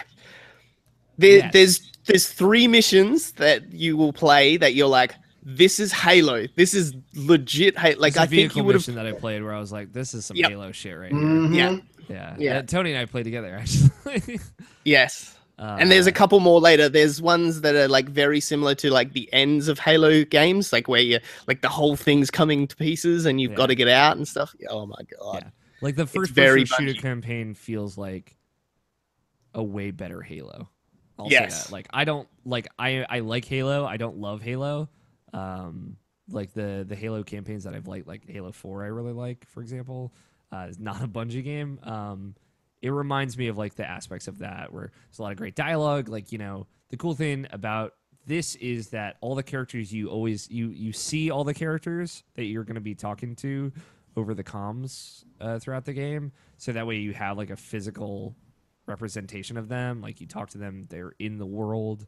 Like when you're on Titan, the first moon that you get to, where Zavala is one of the main characters, like Sloane is like the kind of quest giver there. She's on the planet and you can go up and you can talk to her, right? Yeah. God, it's great. It still does the thing where like when you approach someone, like it cuts to like a still image or like a framed image of them, but like it's in the world as opposed to like a white background and then floating in it.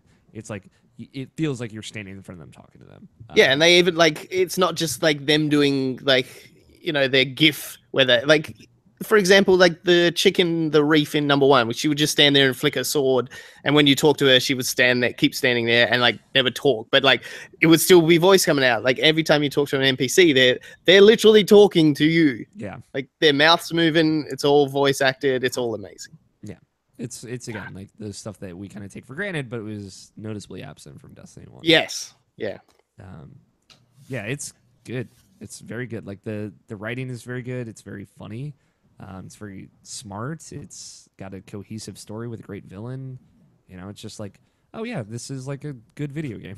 Like, and again, like if we wanted to boil it down, it is kind of like an open world RPG when you're like just running around doing side quests and missions, and it as that in that format, again, doing it the Destiny way, not necessarily the same way Horizon did or Zelda did. It feels really good.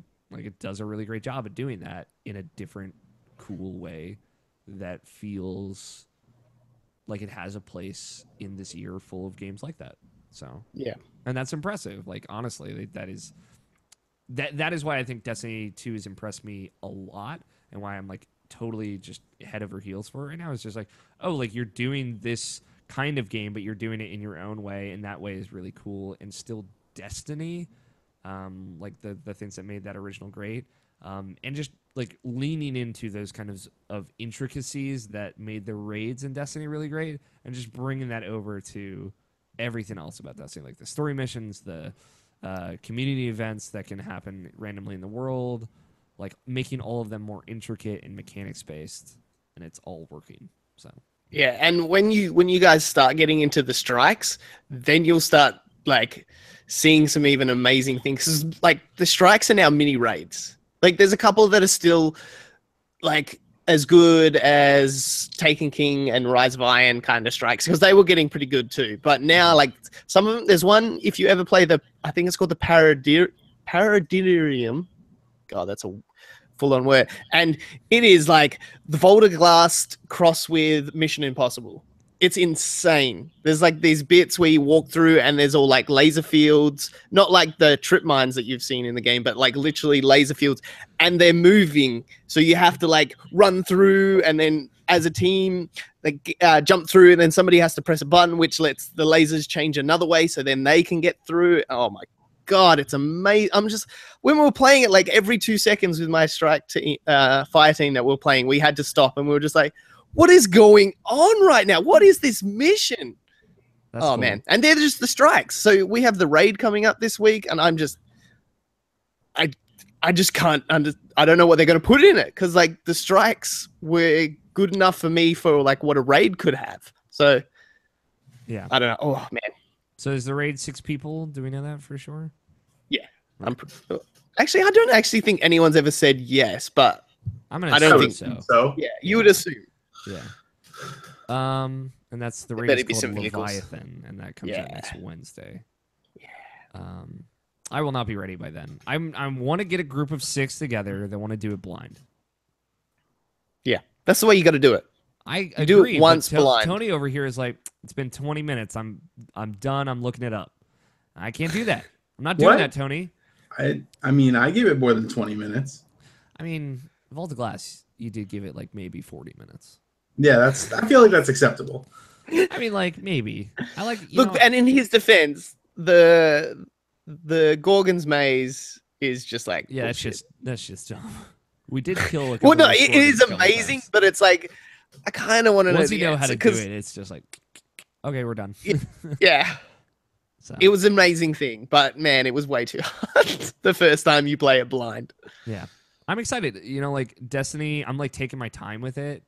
Yeah. and I've played maybe 7-8 hours of it so Yeah, far. my and advice as I finished the like end game, try and just do the story as much as you can, and don't dilly dally on all the other stuff because that stuff's really good to do at the end once you finish the story. Mhm. Because this is another amazing point about Destiny 2. Everything will give you better loot rather than original Destiny where you had to do end game content to get loot. I've been going back and playing with my like level 5, level 2 friends, and I'm still getting better gear than I was currently at, which is just impossible in original Destiny. Because if you went back and played with your friends, you'd get level 20 guns and stuff like that because that's the level they're dropping for them. So everything you do will give you better loot at the end. So like do some lost sectors here and there, but don't do all the lost sectors because they're fun to do at the end when I you're haven't done getting any lost good loot. sectors. Yeah, so save all that kind of stuff to the end. Like adventures, some adventures, you can check the light level they're supposed to be. If they have a dedicated light level, do them because you don't want to do them if you're overpowered for them. But Yeah. most stuff, just have fun with the story, play through it that way, and then when you get to, you know, the in brackets grind of Destiny, which is non-existent anymore. It's just because, as I said, everything gives you loot. It's so amazing. I've got all the way to 260, and I didn't even realize like I was grinding. And now like 260, I'm pretty sure is what they're thinking of doing the raid at, like 260, 270, and I've got there easy Yeah. because And I they- just saved most of that to the end, and it was 275, I think, is the cap right now. yeah. So, and again, I light for the folks that don't know listening. If like you've not played Destiny before and trying to jump in, the average of your attack power and defense power like all average together. So once you hit the cap of level 20, like that average is what really constitutes your level. Go ahead now. Yeah. Do you feel that you would have to be someone who been through the dirt with Destiny to actually appreciate everything that Destiny 2 is actually doing? Yes and no. Yes and no. Yeah, like I think you appreciate it more, but I think like Destiny 2 is also just on face value a very good video game. Yeah. Like, But do you feel like you had to been through that to like actually appreciate it? Like the opening of Destiny 2 is amazing if you've been through everything that Destiny went through, and like that opening, like it's a slideshow, but like it's a great slideshow if you yeah, of like just all for the the things memories. you did. Yeah, and Yeah. like for example, like Damien Aguirre, he like his slideshow when it showed the Wrath of the Machine. The first time he did that raid was at Extra Life, so it was like our Extra Life team. Yeah. So that was like, oh, that was really cool. And like, I remember when we did a stream of this, it's archived on our YouTube channel. Like, the Vault of Glass, when it showed it for me, was like when Tony and I did that for the first time. And like Jacob Bryant was there and Brendan Williams was there. And we had a great time. Like, that was just like a huge thing for us. Yeah, it will make like Destiny is just like this above amazing thing for me at the moment, and I don't think anyone who not played Destiny 1 will have that, but I still think they will think this is either a great to an amazing game without Destiny 1. Yeah, like whatsoever. It's hard to say because like that opening mission definitely has an emotional impact on me as someone who spent so much time in the tower in Destiny 1, but it's also like on face value a very fun and very bombastic, cool opening mission of a first-person shooter campaign. So like, Yeah. Because I'm curious of the person who played Destiny 1, got through the end of it, and it's like, this is it. Well, fuck this game, and it's like this didn't do anything else after that. And then like Destiny 2 comes out, okay, I'll give it a second chance, and then it's like, oh, what is this game anymore? Like you know what I mean? I think you would get that same feeling if you played Destiny 1, said fuck this shit, and then came back in at Taken King, because Taken King's opening mission is a very similar tone to the opening mission of this. Okay. So like I think again they're bringing over from Taken King and Rise of Iron the best things that they learned from vanilla Destiny, and that's just all of Destiny 2, and all of that is very good. So, I think there's something there for everyone. Yeah, sure. Yeah. Go ahead, Nate. I was just going to say one. If anyone's listening that was exactly that person that like got to the end of vanilla Destiny and said, "Nah, fuck this," because like I don't want to do this grind shit. Yeah, it doesn't stop. Like that's half what they learned at the end of Taken King and Rise of Iron. Like you got to keep your people going that don't want to think they're doing the grind, because man, there is so many end level adventures, and God, I can't remember, they're called not flashpoints. There's another version of stuff, and they're huge story arcs as well that like don't relate to the main story. So you can keep playing story after you finish the main story as well. For people that got to the end of vanilla Destiny, it was like, oh, now I've just got to sit in strikes and do patrols. Now fuck this. I want to play a fun story shooter game. Like there's tons of adventures which are their own little mini stories that we were talking about before. So I wouldn't even worry for those kind of people that got to the end of vanilla Destiny, because if you got all the way through it, that means you obviously enjoyed playing what you did play. So It's something I said with Nato off air that I wanted to say on here just so we can have it on the record. Like what do you think about the somewhat tonal shift from this? Like I was talking to Nato about this, like I was compared to like Mass Effect, how Mass Effect 1 and 2 and 3 are just like kind of like this Star Wars, Star Trek type of space opera type of thing, and then like eventually Mass Effect drama kind of went to a Firefly, somewhat different tone. Like I don't know if Destiny's that drastic of a change, but like there is a change in like the tone and like how like it presents itself. Like what do you feel as far as that? Like for me, and like there's definitely a tonal shift, but like the story of this, like the setup of it actually reminds me a lot of Taken King. And like there's a very dreary tone to Rise of Iron as well, like kind of depressing. But like I think the whole thing led to this tone. Like it wasn't just like instant flick. Like they were slowly moving it to this kind of tone. Yeah, like through all the expansions. The thing is, like the vanilla Destiny didn't really have a tone. Like it didn't know what its own voice was trying to say. It felt like you were trying to stop the Black Garden, but it's like as someone who played through that, I still don't really know what that means. like.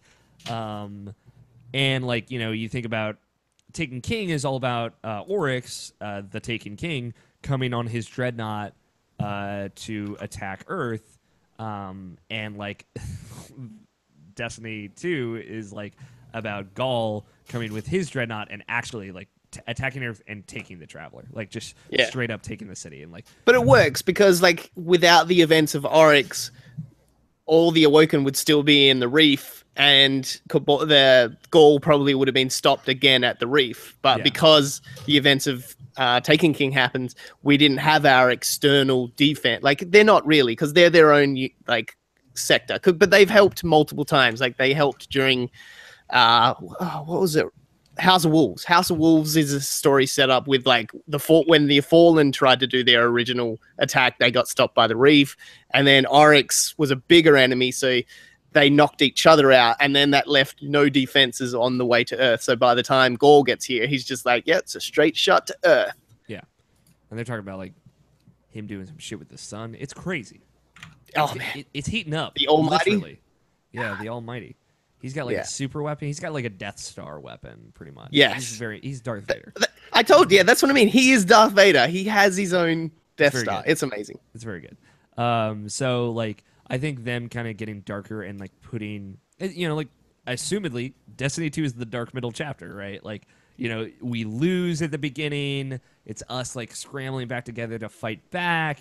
It is the Emperor Strikes Back. I've heard that comparison many times on the Twitter. Yeah, and it's the Emperor Strikes Back. Because you think about the last city and the Traveler and everything. It's like everything's pretty okay in Destiny 1. Like, you're fighting a good fight, but like you have your city, you have the Traveler to protect you. We have Aspara races, leagues, and stuff like that. The whole thing at the beginning of Destiny, when like the Gaul takes the Traveler, it's like all the Guardians are disconnected from light. So if they die, they can't be revived. Yeah, they're dead. So if they die, you die forever. You die in the game, you die for real. So like that's like a big tonal shift, and reconnecting yourself to the light is both like a spiritual thing and like a believe in yourself type thing. They go places with it, and it feels like a good dark middle chapter story. So, does it feel? Does Destiny 2 feel justified as far as like not being able to carry all your stuff from Destiny 1 over? Yes, I think so. I don't know. Like, I get it. God, I just don't want it. I like everything new. I'm one of those people that I loved my weapons. Like, I wish I could have like the last word and all those kind of things back into this game. But then you did bring some exotics over. It's worth noting that some weapons did bring over, and I'm very excited about Hardlight coming back. Shout out to Hardlight. I want Mitre multi-tool, and God, that's another beautiful little thing they brought in. They've done combo weapons now, so like if you get these certain two weapons as your primary and your secondary slot, they work off each other and they give each other different abilities and stuff like that. Like the Mitre multi-tool has the Mitre mini tool, and it like one helps the other. Oh man, it's such a good little new things that they're throwing in that like a lot of people haven't seen yet, and God, they're good. Yeah, I mean, like on a narrative level, it does justify like the tower was destroyed and the vault was destroyed, so all of your guns are gone. But like the first mission you fight before all that happens, so you should have all your gear. Yeah, right. That's what I wish they could have done. Like that first mission, you could have had everything. Yeah, and then like every piece of your gear, and then they rip it from you after that first mission. Again, like they justify it in that they want to bring new people in, and that makes sense. Power creep. This is exactly how you get rid of power creep. It's the difference between something like I'm going to card games now, but something different between like Magic the Gathering and Yu-Gi-Oh. Yu-Gi-Oh constantly has to keep upping itself because they just keep every card is always in rotation. But something like Magic the Gathering, I think it's every 3 months.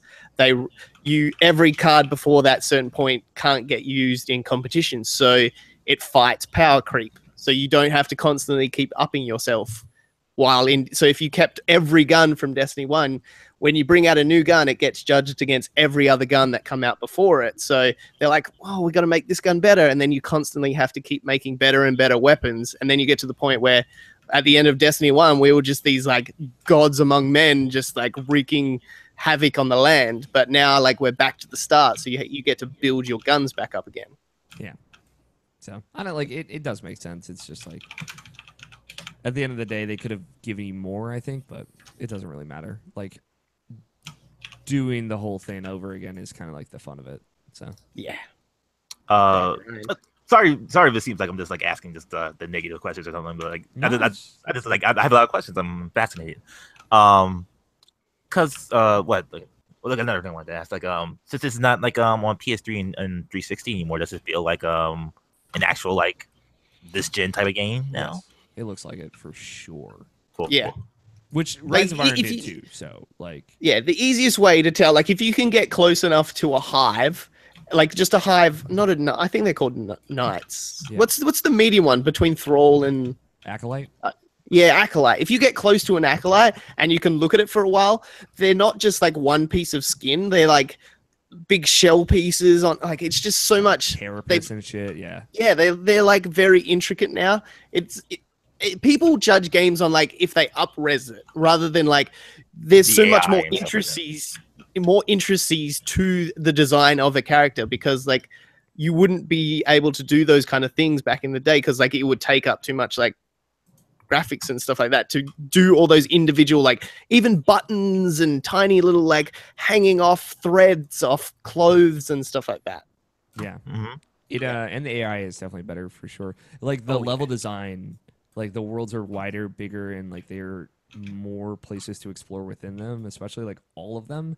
Versus Like the second planet is a good representation of that. Like the oil rigs you're on, like yeah, it's just super so cool. up and down. And then like even if you have a time, as soon as you get to that planet, the second planet, just have a look onto the horizon and watch the waves go through. And the lightning You strike. see all like the sea containers and the like oil like sea boats on them going up and down on the waves. It's amazing. Yeah, it feels like it's on a whole other level for sure. So like when Destiny came out, like I guess it was just assumed it would just be just that game, and we'll expand on top of that.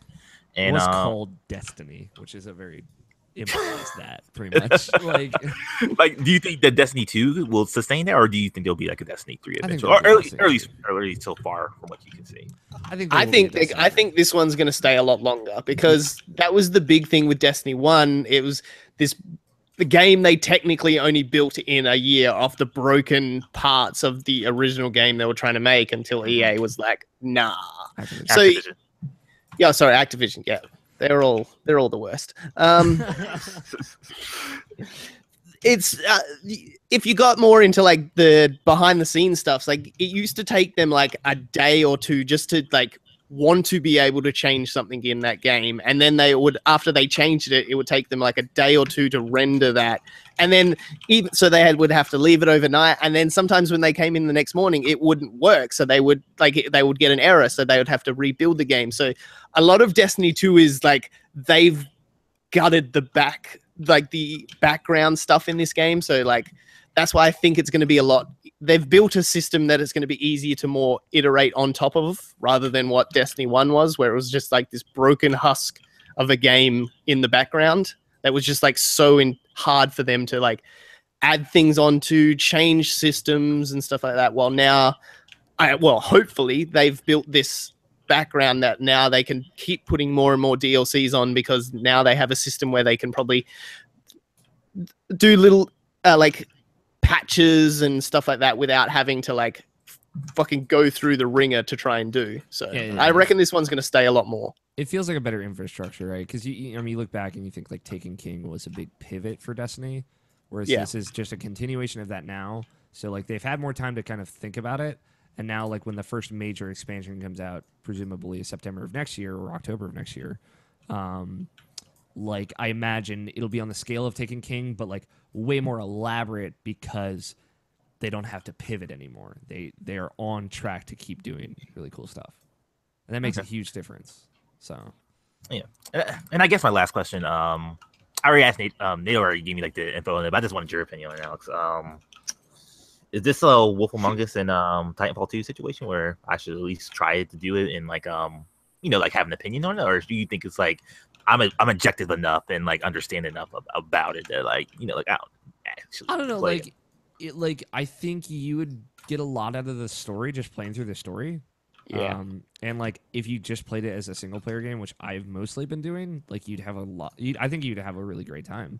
Yeah. Honestly, like, but your thing is like you're not a huge first person shooter guy, so like a big part of Destiny is just being a really great first person shooter. Also, God, yeah, it is. Yeah, I guess that's true, but like, because I think about like I enjoy Wolfenstein, I enjoy Far Cry. You would like the story a lot. Like Gaul as a character, I think you would like a lot, and his arc and where he's going. Just going off of what Nato's saying and what I've seen. Like I think if you just played through the story, you just sat down and did that, you would have a lot of fun. And I obviously think that you would also get a lot out of the raids if you wanted to commit to doing a multiplayer thing that was like intricate and intimate and difficult. Even the strikes in this one now. The strikes in this one are on the level of the puzzles in the raids of Destiny 1. But like I am unbelievably excited to play that raid. Like God. The 3 raids that I played in Destiny 1 are 3 of like my favorite video game experiences of all time. Like so for sure. Just that's like what I've said to people like with Vanilla Destiny. Like I loved it a lot, Vanilla Destiny, even before all the expansions, but I was starting to wean off on it. Like that was gonna be the end of Destiny for me until Vault of Glass came out. And then I was just like, holy fucking because like Vault of Glass, I was the first one I played like after I got Taken King, because I came in at Taken King and I still played Vault of Glass first, and then I went to King's Fall, skipped Crota, and just then Wrath of the Machine. And yeah, they're phenomenal. So like I don't know, like I think it's worth thinking about, Nabishin. I won't give you a hard yes, but it's worth thinking about. I would say rent it at the least. Yeah, there's a red box, so it would be if you can rent it, I would 100% say yes. I wouldn't say buy it though. For you. Yeah, I mean, me neither. Yeah. Especially because there's a 2-year contract for these games to come out. Yeah. Yeah. So to answer your question of is this one going to last longer than the other one? At best, half a year. I mean, like I think it'll last at least 1 full year longer, like 1/3 major expansion longer. It's a 2-year contract. I mean, like that, like the contract part of it, like the Activision contract part of it is all changed now, so we don't know for sure. But again, like I would say that this game has 3 major expansions instead of 2, and then the next Destiny comes out on the next generation. Yeah, have we got a sizing of like the next one? Because like the first 2 have, the first one's confirmed now. But the second one, I'm not talking about like the DLC expansions. I'm talking about like the first major expansion, as in like a Taken King size thing. Thing that comes out next year. So, but maybe we'll loop back around to that in news. One more quick question: What is Destiny vanilla now? Not vanilla, but like what is that game now? Like you played a little bit before Destiny 2 came out, and Nato, like, can you even do most of the stuff anymore? Yeah, it's still the normal game. Okay. Like it's got everything there. Yeah, I had a lot of trouble finding Crucible matches. Yeah, that's about it. Yeah. Okay. Yeah. Surprise. I think we should take a break, and when we come back, we can talk about some news and take some. What do you guys say we talk about some Destiny when we come back? All right. I mean, there might be some Destiny in the news, so yeah, they will.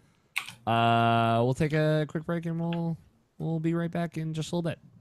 I have to pee so bad. And I will be right back. Yeah, I need some water. And I need some water. I'm peeking.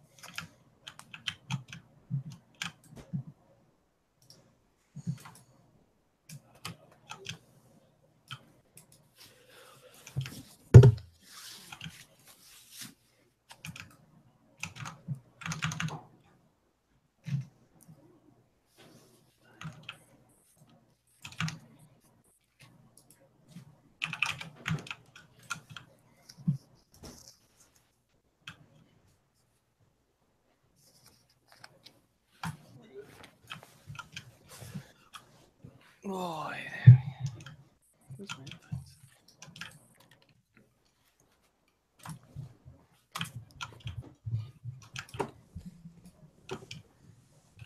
Oh.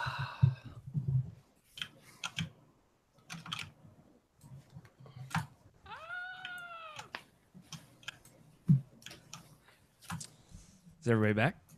Nope. Yep. Getting some conflicting answers. Power on.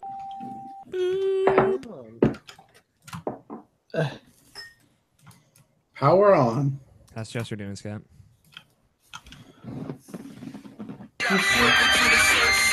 Whoa, no. I'm watching his Snapchats from Roger Bicorni, and he's like crumping. Uh-huh. And I forgot that now that the Bluetooth device is connected, is y'all gonna hear it too? Good. Yeah, we did. Oof.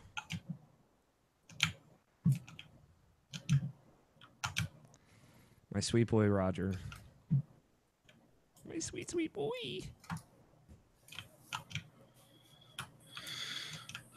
Cameron just sent us a picture of his lore-related notes. And y'all should be upset. I'm going to spoil it for him. Black Garden was just the darkness. They were feeding off the power so they could take over all the planets and turn them into machines. Ha, Cam, beat you to it. Oh! Mic drop. But that's literally the story of the original vanilla Destiny. You find out that the Vex can turn everything into machines, and they found a bit of the darkness, and they're using it to power themselves to take over everything. That's why you go blow up the Black Garden. Sure. I'd believe it. Dab it on those Destiny haters. Oh yeah. Oh, yeah. Oh, yeah. Well, I'm dabbing back. Dab right back. Just like Luigi is in Mario and Rabbids. God, that's such a good thing. I love it every time I do it.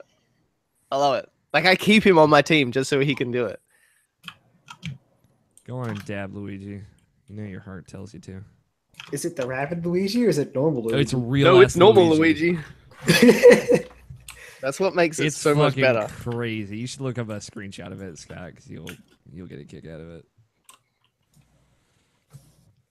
Ah, Nabishin. Come back. I feel like Luigi's has been transformed into a meme for Nintendo. It's true. They're like, the kids like those meme things, right? Let's make Luigi one of those. The kids like the Luigi. Luigi.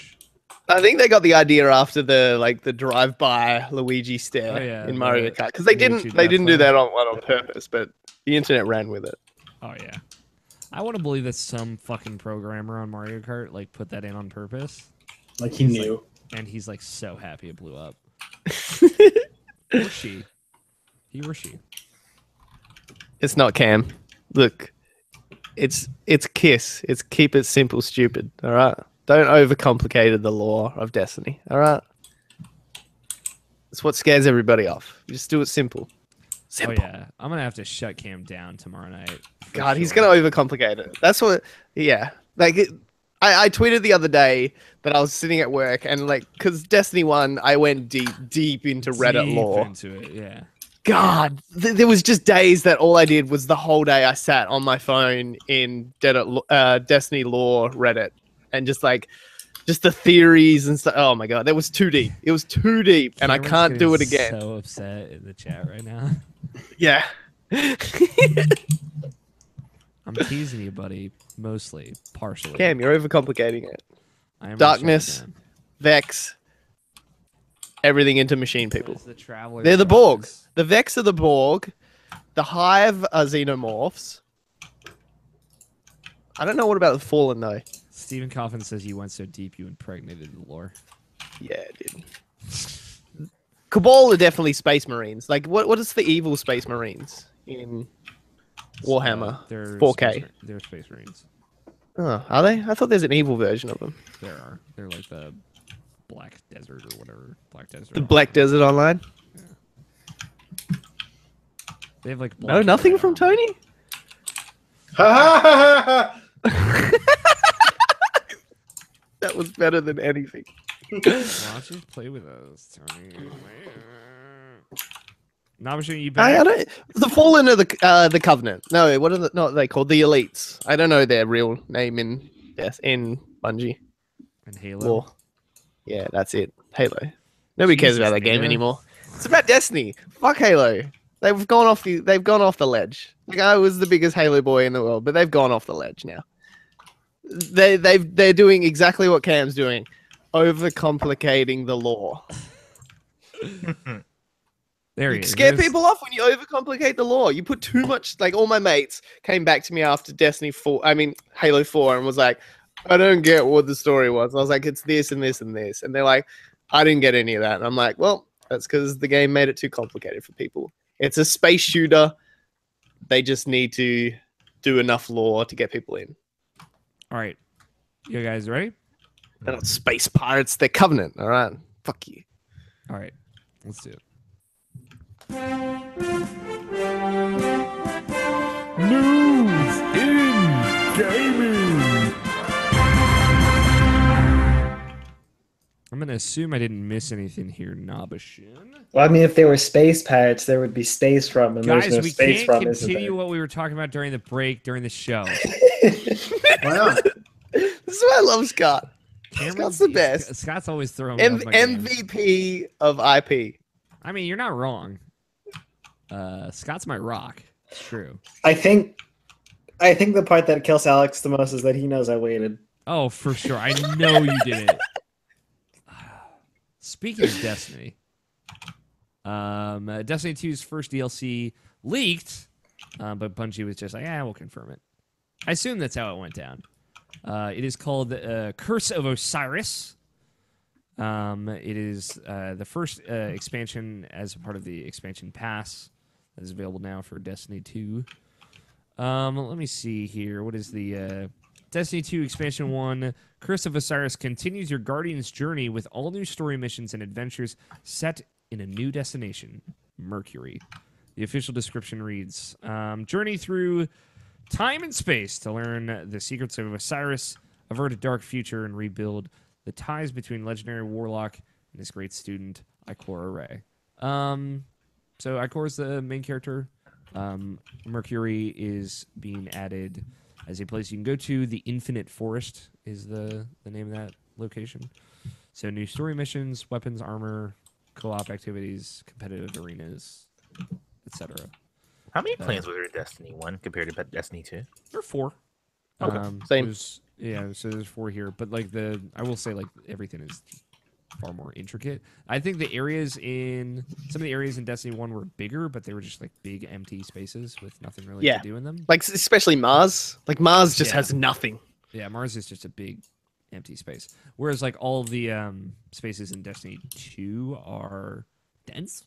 So Yes. There's still some like, open areas, but there are less. sure. There are far fewer. Yeah, and it feels like there are probably things to do in those spaces. Yeah, they're open for a reason. Like, they're open to show like a certain thing. They're not just open because like we're like, oh shit, what do we put in this area? It's open because like here's this big vastness area, but like it's surrounded by awesome stuff. While Mars on original Destiny is like, unless you went indoors, you were just driving around with like every once in a while there'd be like a bit of a space rock. Yeah, and like the cool thing is like in Destiny, that rock. yeah, fuck that rock Damn, right that's a up. space rock. In Destiny 1, you started with a Sparrow, like a motorbike. You don't in Destiny 2, so you have to kind of walk around, which makes you explore a little bit more. So Yeah. okay. Little far into the story, they hella starting to set this DLC up as well. There's so many adventures you'll do after you finish the story game that just mention Osiris like all the goddamn time. Like, not in a bad way, in a like, oh my god, I'm so excited for So this it's like next DLC. there's like the lighthouse, which is on Mercury, which if you beat the Trials of Osiris, you could go to and get lead from. And I believe that and the Titan subclass quest were the only times you went to Mercury in Destiny 1. So Or in PvP. There was a few PvP maps on okay, Mercury as well. So this is really like a new exploratory area. Mercury's never really been explored as far as like walking around. It's also the second planet on Destiny, since all the other ones are moons in Destiny 2. So that's really cool. Mercury is a really cool setting. I only did it for my Titan subclass. I went and did the Hammers quest there, which is rad. But yeah, I'm really excited to see this. It's cool that the first like smaller expansion, presumably to a larger expansion next year, is adding a totally new area as well. So hopefully it'll be as intricate as the areas already in Destiny. Doesn't seem like this is adding a raid though, so I'm going to assume the second expansion will add a raid. Yeah, the second one's supposedly called something to do with Rasputin, so that's pretty good as well. Oh, that's cool. Yeah, Oh, cool. Obviously a big character. More Shanks in my raids. Hell yeah, Shanks. So yeah, that leaked. Bungie's confirmed it. No date on that still. I think this one is supposed to come out before the end of the year though. Hey man, as long as I get more content that has no fucking Taken in it, I'm happy. Yeah, right. I hate the Taken. Let me talk about Taken Hobgoblins real quick. Let me talk about Taken Scions, dude. They're the worst. Yeah. I hate how they all like they fucking duplicate, and it's like I just killed you. Now there's 6 of them. Yep. Wait, where are you in the story, Tony? Io. That's a Okay. bad sign. That's a bad question to ask. I don't know. I'm doing Taken missions right now, and I reminded me of how much I fucking hate them. Okay. I haven't seen any Taken yet, so. The one thing that I'm sad didn't show up because they really insinuated that I was about to see him, but you never see any Siva. Yeah, And I was like, they "Oh." talk about the Siva crisis a lot. Well, there's like one bit that it's like, oh shit, this is all like really similar to something else, and then like your ghost is like Siva, and then I was like, oh my god, and then I was like nothing there, and I was like, fuck you, all right. I was ready for some Siva. I'm always ready for some Siva. In other non-Destiny news, PlayerUnknown Battleground hits 1 million concurrent players for the first time on Steam. Yeah. Which destroys most other like Steam top listing. So like the peak for Dota, I think would be the only thing. So yeah, Yeah, it's like 800,000 for Dota, yeah, wasn't peak it? Or for 9. Dota is about 800,000. Yeah. So it's the highest of any game at any point. Because like when is this rating taken? Was it recently? This article was posted on September 9th.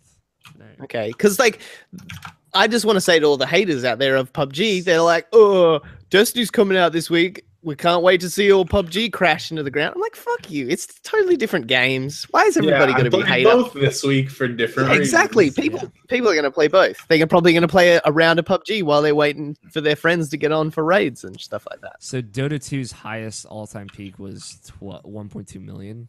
So it's not quite there. And this is concurrent players, right? There's another news story here that I didn't add, but PUBG hit 10 million units sold, which is crazy.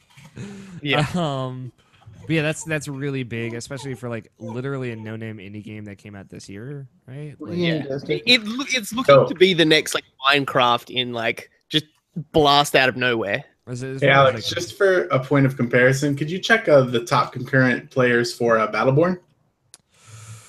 Okay. I'm just curious. Yeah, top concurrent player or Lawbreakers, and see how depressing. Or Lawbreakers, yeah. Oh, Jesus. Poor Alex. Other Alex. That's all right. He's playing Destiny now, so he doesn't care about no Lawbreakers no more. Let's see. Steam charts. Can we do all-time peak? With the all-time peak, Tony? Yeah. All-time peak for Battleborn was 12,070. How about last 7 days? Let's see. I can see. Okay, last 7 days. Let's see. The peak was 109. Dang. The game's real good. Oh man. Hey, 109.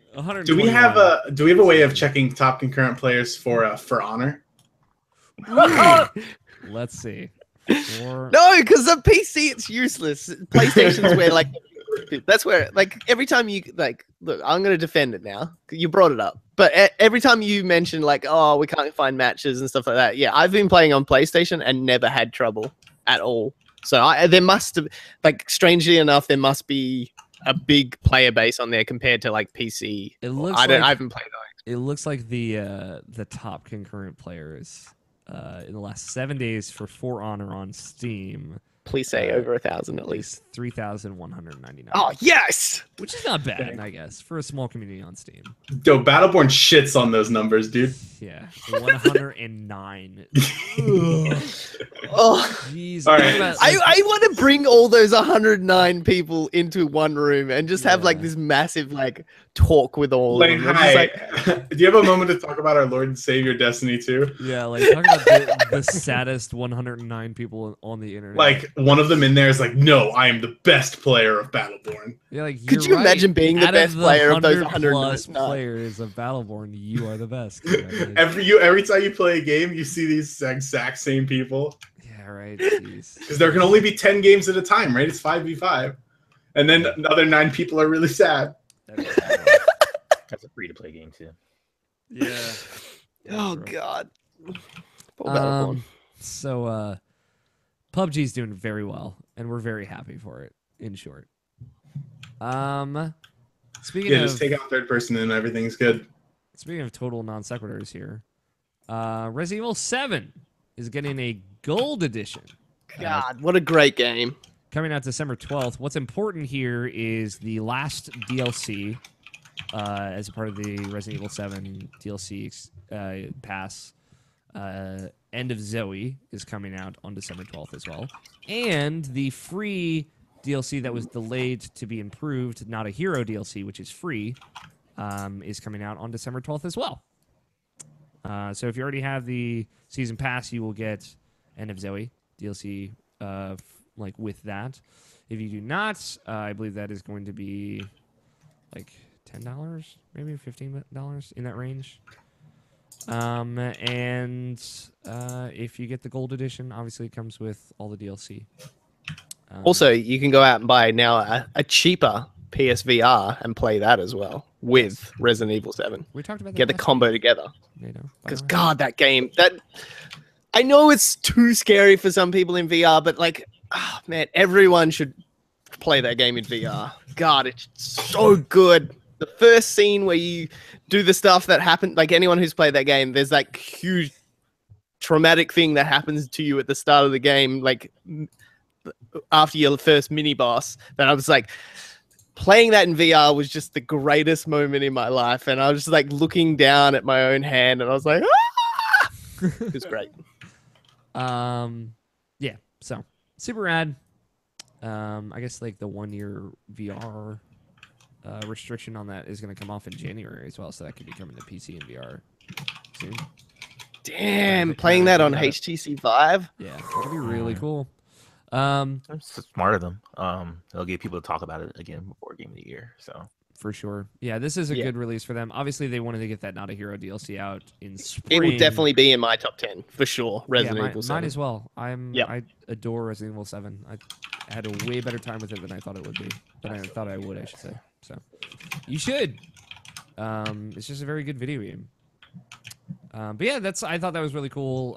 It's good to have a firm date for the Not a Hero DLC because I've been very excited about that since I finished Resident Evil 7 back in January. So, and Ubisoft is announcing. They announced a new studio, Sagwene Studio. Like I'm trying with the pronunciation on that. It's focused on quote-unquote connected experiences that allow millions of players to meet and interact on online game platforms. It is a new Canadian studio hey, in Quebec, creating 1,000 new jobs, which is pretty cool. In Saguenay, which is or Saguenay, maybe that's what it is, which is east of Montreal. I thought that was really cool. Obviously, Ubisoft has done a great job of like having a lot of studios and having them work on a bunch of different stuff, and also working on Assassin's Creed at the same time. But also making cool little stuff like Child of Light and Rayman and things like that. So hopefully, this is another one of those studios. So it seems like with like the whole making online games, they could be looking to make more games like The Division. In that Destiny camp of games. So, be curious to see what they get up to. So, God, The Division. yeah, remember The Division? You played that this year. I did. The game's okay.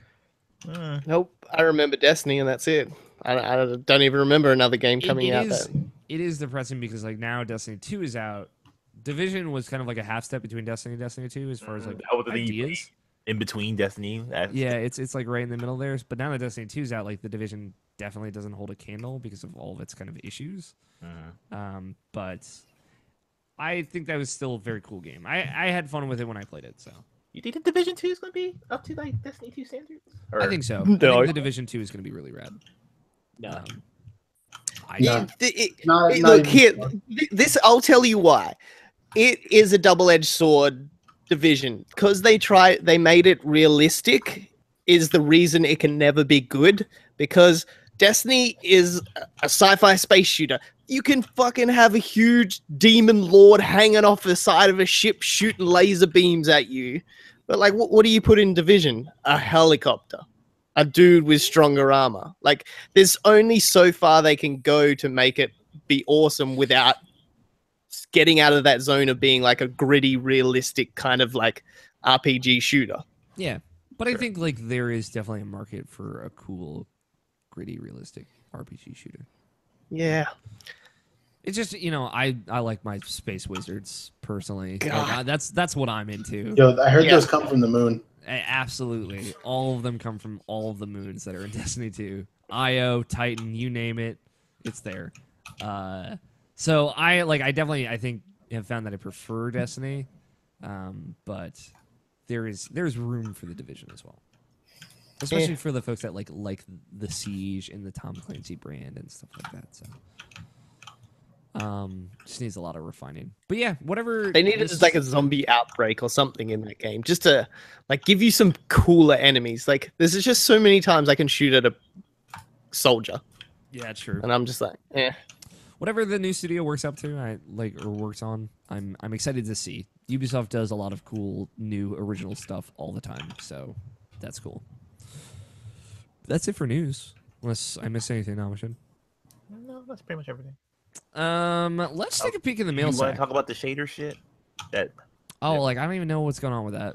Oh, I'm gonna 100% defend the shaders. Like everybody who's getting uppy on these little fucking shader shit, get to Why? level 20 and then give me your opinion on shaders because everybody's all like, oh, shaders. Oh, blah, blah. I have 4 pages worth of shaders. There is, everyone just doesn't understand. Like it's like, I get their point with the microtransaction shit. That's fair enough, but I have so many shaders right now that like I don't even know what to do with them, and it also forces me to use different shade, like test out different shaders because I've only got a limited amount. So I'm like, oh, I might check out this shader. Oh, I might check out that shader. God, whose tweet was it the other day? God, he used to work at IGN. Now he's at Ubisoft. Rick Miller. Whoa. Hi, I know that guy. No, I don't he's think he writing works for the new Ubisoft. Battlefront. Mitch Dyer, who Mitch, works at yes. EA. Yes, is it EA? Not Ubisoft. He's up in Canada, so I just thought Ubisoft straight away. Sure, we were just talking about Ubisoft Canadian Studios. So. Yeah. Yeah, he tweeted a couple of days ago. He went like on that campaign of like, this is a bad idea, blah blah blah. And then today or yesterday, I think saw his tweet. And yes, the complete opposite now. He like quoted his own tweet and he's like, oh, okay, I'm level 20 now. I have a whole shit ton of shaders. I'm going to go back on what I originally said. I fully understand what they were doing now and stuff like that. It's just people it's like the usual internet thing. Like somebody brings up a point and then everybody jumps on it before everybody really realizes what it's actually doing. Yeah, so like shaders are consumables now. Is that like the whole thing? Yeah. So you can apply them to weapons and make them. Yeah, but they drop everywhere. And if I want a certain shader, I can usually know where that shader drops. So I just go to that area, look at 4 or 5 chests, and hey presto, that shader dropped again. And now I have an extra 5 more of them and stuff like that. So it's just it forces you now to go hunt for shaders as well now, rather than you just getting a shader and now you've got that shader forever and you don't have to think about any other shader. I need to dye everything I wear black forever. I know, that's me. That's 100% me. You joke about that, but that's, you go look at my hunter in Destiny 1. He's wearing like the what's it called? Like leave outfit and all colored in black, so it looks like raven feathers and stuff. It's beautiful, but now like I can't find a pure black shader, so now I'm testing out other shaders because you can put shaders on individual bits. So you like go to your arm piece and you put one shader on, and then you go to your headpiece and put another shader on. You can go to your gun and put a shader on. You can go to your sparrow. Yes, that's what I did. I made my gun maroon. It was pretty cool. Yeah. When I was about to go, stop, because I didn't know if you knew at that point they were consumable. I could tell, I just didn't care. I don't fucking care about shaders. Like, who cares? You'll get some good ones later, and also what there's Alex different does levels. care about though. Sorry, he cares about ships a lot. Yeah, I do. I've broken. You can put shackles. shaders on your ships. So, like, I don't, Nato, you didn't play with me on Destiny, but I had the running bit of using the starter ship my entire time through Destiny. Yeah, so did I. Because there's the one red one you can get at the start that looks like Spike mini ship in Cowboy Bebop, and I've used that the whole way through Destiny, and I got that the first ship they ever give you in vanilla Destiny, and I refuse to use any. I mean, like the one that you get like that looks like a Y-wing from like that opening mission. God, Alex. I use that the entire time. It doesn't like the shitty looking one. It's the best ship in Destiny. They gave it to you right at the beginning of the game. No. But yeah, they see your trigger in Destiny 1 isn't even a trigger anymore. So, like, it's still the best ship in Destiny. It's just not in Destiny 2, so I can't use it. If it was in Destiny 2, Tony, I will let you know. I would fucking commit to the bit. No, you wouldn't. But I have already said now that new game, new bit. I'm gonna do a different ship. Okay. Because you can even change like the blast coming out of it, and do you know what that the effects that go around it? God, it's so good. Got? The one you have? Just the one I start with. Commit to it again. Double down. Let's take a peek into the mail sack. How about that? We got a couple of voicemails. What? From our good friend Silver PR. Yeah, shout out to him. He's going through some stuff right now. Yeah, he's sent us a before and after Hurricane Irma. Yeah. Voicemail. Worth noting, heart goes out to everyone that's about to go through Hurricane Irma, our friends in Florida, like my mother and my brother, for example. So yeah, my brother and my nieces and nephews are down there now. Harold Price, he's not been evacuated, but his and Joe, Jacksonville's gonna get hit. Max Roberts, who was just on a few weeks ago. So hopefully everything goes well and there's not a lot of damage, but we will see.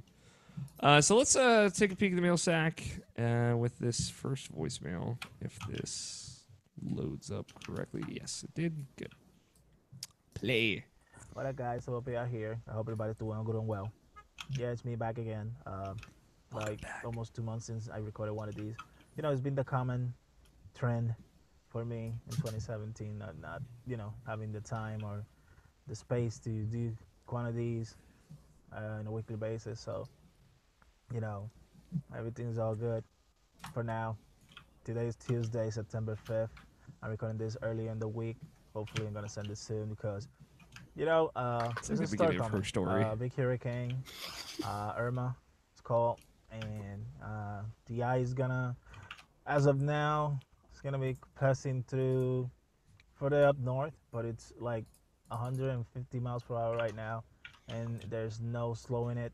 So it's gonna be a very kind of, it could be catastrophic as it could be, damaging in some parts, mostly in the north where I live. So I've been preparing. I'm almost ready. By the time I'm recording this, in the afternoon I will be setting up the last touches and taking care of everything in my mask, my pets, and everything to just get ready on Wednesday for the passing of the storm. And hopefully I'll be alive and my family also, because that's the priority right now, my family. But regardless of that, nearly 2 months ago, also my younger son had like a salmonella scare. Everything is good; it's healthy now. Obviously, I have to be monitored for the next 6 months to make sure, because they say the salmonella bacteria stays around the body for 6 months. Doesn't matter which age you are. So That's another thing, but he's healthy as a horse and he's just happy as a mofo. Very, very wake up kid for his period of growth. So I'm really happy for that. And the other one, well, it's a day by day basis, like I've been doing for the past year or so. Um, and tough with him, but at the same time, it's just it's just the growing pains and the process of making him on the you know making him be taken care of. So I have like no games to talk about. I got the usuals because I don't have money to buy games this year. The Overwatch, the Rocket League, Street Fighter Five. I bought Menat with fight money. I mean, like the only character from this season that I bought because I found her interesting. Although after I trying her, I'm like, she's too technical. But you know what? I'm not about it. It's fight money well spent on her because she's a fun character. If a friend of mine comes in and he wants to try her out, well, I got it available already. So Do we know Baby and also, I don't. What's up? Do we know Baby Pierre's Street Fighter main yet? Ooh, we don't. We gotta find out. No. Silver, let us know. That's pretty much about that. I mean, I have nothing else interesting to talk about games. I wanna talk about two things. First, let's go with the positive one. That May video, the oh my god, the origin story of May. Oh yeah. Pretty much what I visualized it was gonna be. It was well done. They took care really well about the subject of death on the story, and how positive she's still afterwards. She's a very positive character. Regardless of she being a chubby person, a chubby character. She's just full of personality and full of positiveness. And I mean, I'm chubby and I'm full of personality. In the bad times, she's just saying. Regardless of the struggles, she's really positive, and I love about her character. So, well done, Blizzard, or whoever was taking care of that origin story, because it was an awesome one. And want to talk about Death Note, the Netflix official fucking movie. Oh yeah. Oh boy. About like a month before the movie came out, I saw like an IGN article about an interview with the director, and they said they were taking some liberties with the original property, and that completely raised all the red flags for me. Like, wait, what? Oh no, they're just setting it up to be a crappy movie. I know it. And lo and behold, it was a fucking crappy movie. It was just a lot of teen angst, a lot of fucking edge lord subjects. All right. And they treat some characters, I believe, in the wrong way. I mean, I'm not talking about, it's kind of an oxymoron that you want to make an American version of Death Note and the setting is in Japan. I pretty much understand that, if you're doing it with an American version, you're doing an American setting. Maybe there was one just interesting thing about, the book had more written stuff from other people that were hosts, and, that gives groundwork that to say, hey, it did have other hosts having the book. That was great, so you can make a story around that. But no, an hour and 40-minute movie trying to explain Death Note and trying to do a complete 2 seasons of anime and a manga in just one movie wasn't cut out for it, and it became a piece of shit. So tell us how you really feel, Silver. Regardless, the only thing that really bothered me about the movie, aside of teen ants and all that bullshit, is that just only the person that touches the book first, or the host, can see Ryuk. Immediately when Maya, whatever was their name, when she touched that book, she should have seen Ryuk. No, they changed that fucking rule. That was the only rule that got most pissed off about the whole thing. It was ridiculous and moronic. But I digress. Some people liked it, some people hated it. A lot of people hated it, I think. So best movie yeah, 2017. I digress. I will leave it here. Game of the year. Get with work. Game of the I year. had to get ready afterwards in the afternoon. This movie is game of the year. To try to, whatever it's done. So, without further ado, guys, have a fun one. Have a happy weekend, Saturday, Sunday, whatever this is going to be coming up. Godspeed to me. We still record My on home country. Saturdays, So, Silver. signing out. For now. For now. For now. That is switching. I'm great. I'm very I found my excited new for it. campaign. Yeah? I found my new campaign. Death Note, Game of the Year 2000. Yeah, I'm very excited. And the Irrational Passions Game of the Year for 2017 is Death Note, the Netflix original movie? What the fuck?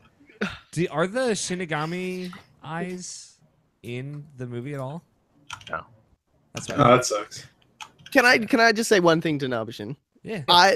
There was because I wanted to be on that show when you talked about it, but I was dreadly sick and I started vomiting like 5 minutes before I was supposed to come on with you, so didn't ever come on to that. Get it. Excuse.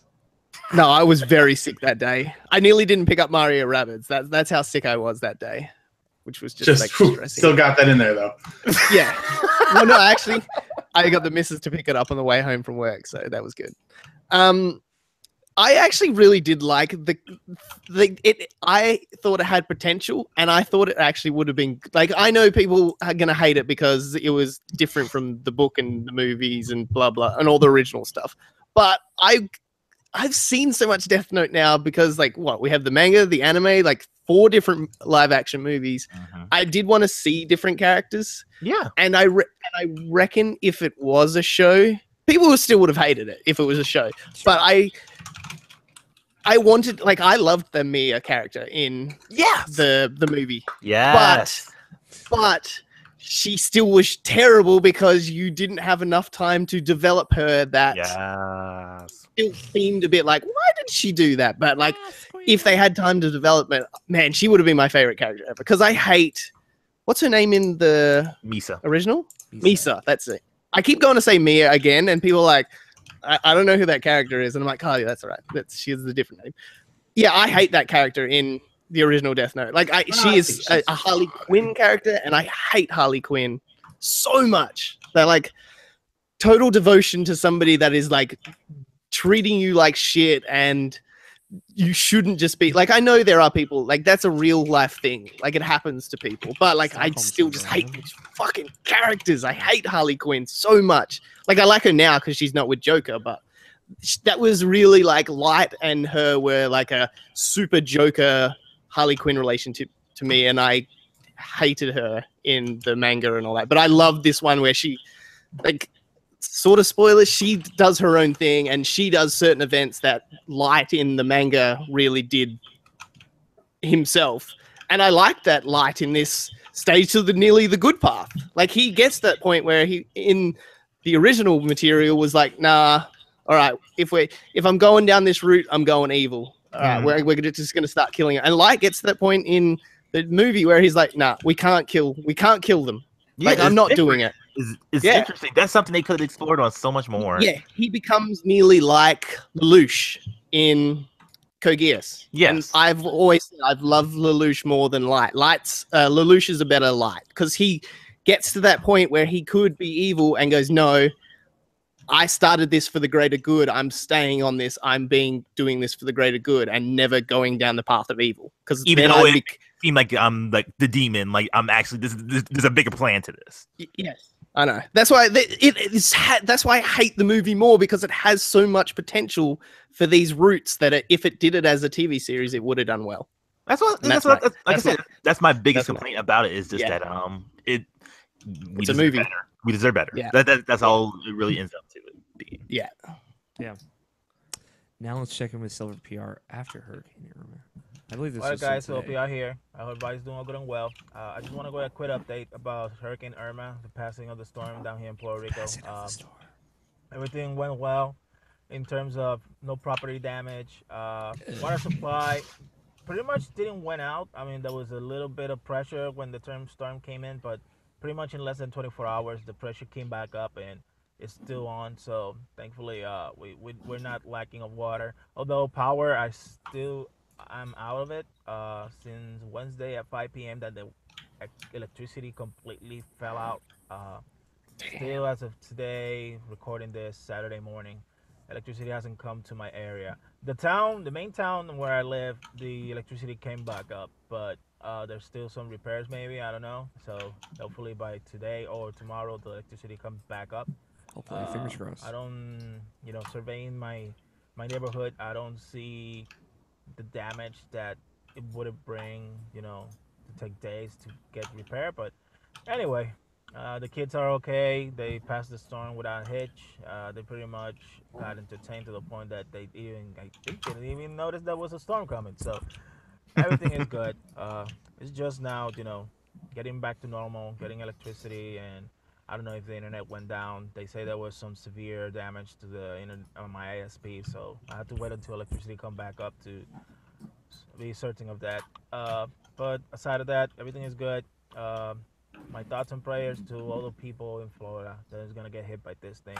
I mean, that's this thing pretty much. Even though it left over 1 million customers down here in our country without electricity, and little by little they're getting back up. That thing graces with tropical storm winds and hurricane sustained winds, and the most lowest level possible. And that thing is just huge and too powerful and dangerous. So my thoughts and prayers to the people in Florida. Hope you guys get safe, and well, hopefully you can move on after this, because it's just one of those storms that comes once every so or so years and just want to wreck stuff on his path. So, and also the people in Barbados, that pretty much sounds that it was a crime scene over there, and thoughts and prayers also to those people. So Yeah. without further ado, hope have a fun one. Have a happy Saturday. There it is. VR signing out. Thanks, bud. I appreciate the update. Make sure everything's okay afterwards. I'm glad didn't go awfully. Baby PR just grinding the Street Fighter ladder as the storm's happening. Absolutely, he's got to get up to the top ranked, man. It's like, come on, Dad, I'm busy. For listeners' reference, since like Silver PR doesn't voicemail us every week now, he's in Puerto Rico. So, thus the PR in Silver PR. You get it? We also got some tweets. You guys want to get some tweets? Yeah. Our boy Jake R. Nichols on Twitter. How many wall scrolls do each of you own? 0. 10 out of 10 questions, always. I own 3. If you include the one behind you? Yeah, if you include the one behind me. I have about 6. How many of those are mine? 2. Oh, okay. Wait. So this is the only one that I actually own. Am I including Nabashin's wall scrolls that I currently own? Yeah. Then like 3. They're just not up in my room. Sorry, Nabashin. Yeah. You're fine. You're good. With all my posters all wrapped up. So. Oh my god. Like I said, I had a pass. That was me too. The window. What you're saying is that I need to visit Maryland for the next Otakon, and we all have to go buy some wall scrolls together. Hell yes, dude! I will buy 3 Sword Art Online wall scrolls. I will commit to that right now. Why specifically Sword Art? So you're gonna buy other wall scrolls that are not Sword Art Online? Because I'm too, a right? fucking weeb. So we need at least 6 wall scrolls each. Got it. No, but you're lucky you don't live here in Perth, because we're just so close to Asia here in Perth. Like, so much stuff comes. It's so easy of a flight. Like, it's like a flight to Mexico for you guys. Like, is a flight to Asia for me. So, fuck yeah. God, it's just That's why when so I tantalizing. didn't want to answer, but I probably have more than 6 in my house at this moment. Let alone how many I've purchased in my whole life, apart from being like a super weeb myself. What are they of? Just give me a couple. It's like hentai shit. Curry, no, none of them are anime related. They're all like courage, or like, then I have one that had some Sun Tzu like teachings on it, and then I had another one with some Buddha stuff on. Oh my god, just move on, please. Like, so currently in my room, I have none hanging up. Like, I have like a Mass Effect poster, a Bayonetta 2 poster, the Kind of Funny posters that I have, and a blanket of a Kingdom Hearts poster, and an Inuyasha blanket that's right by my bed. But in my closet, I would say I have like over 25, maybe. 25?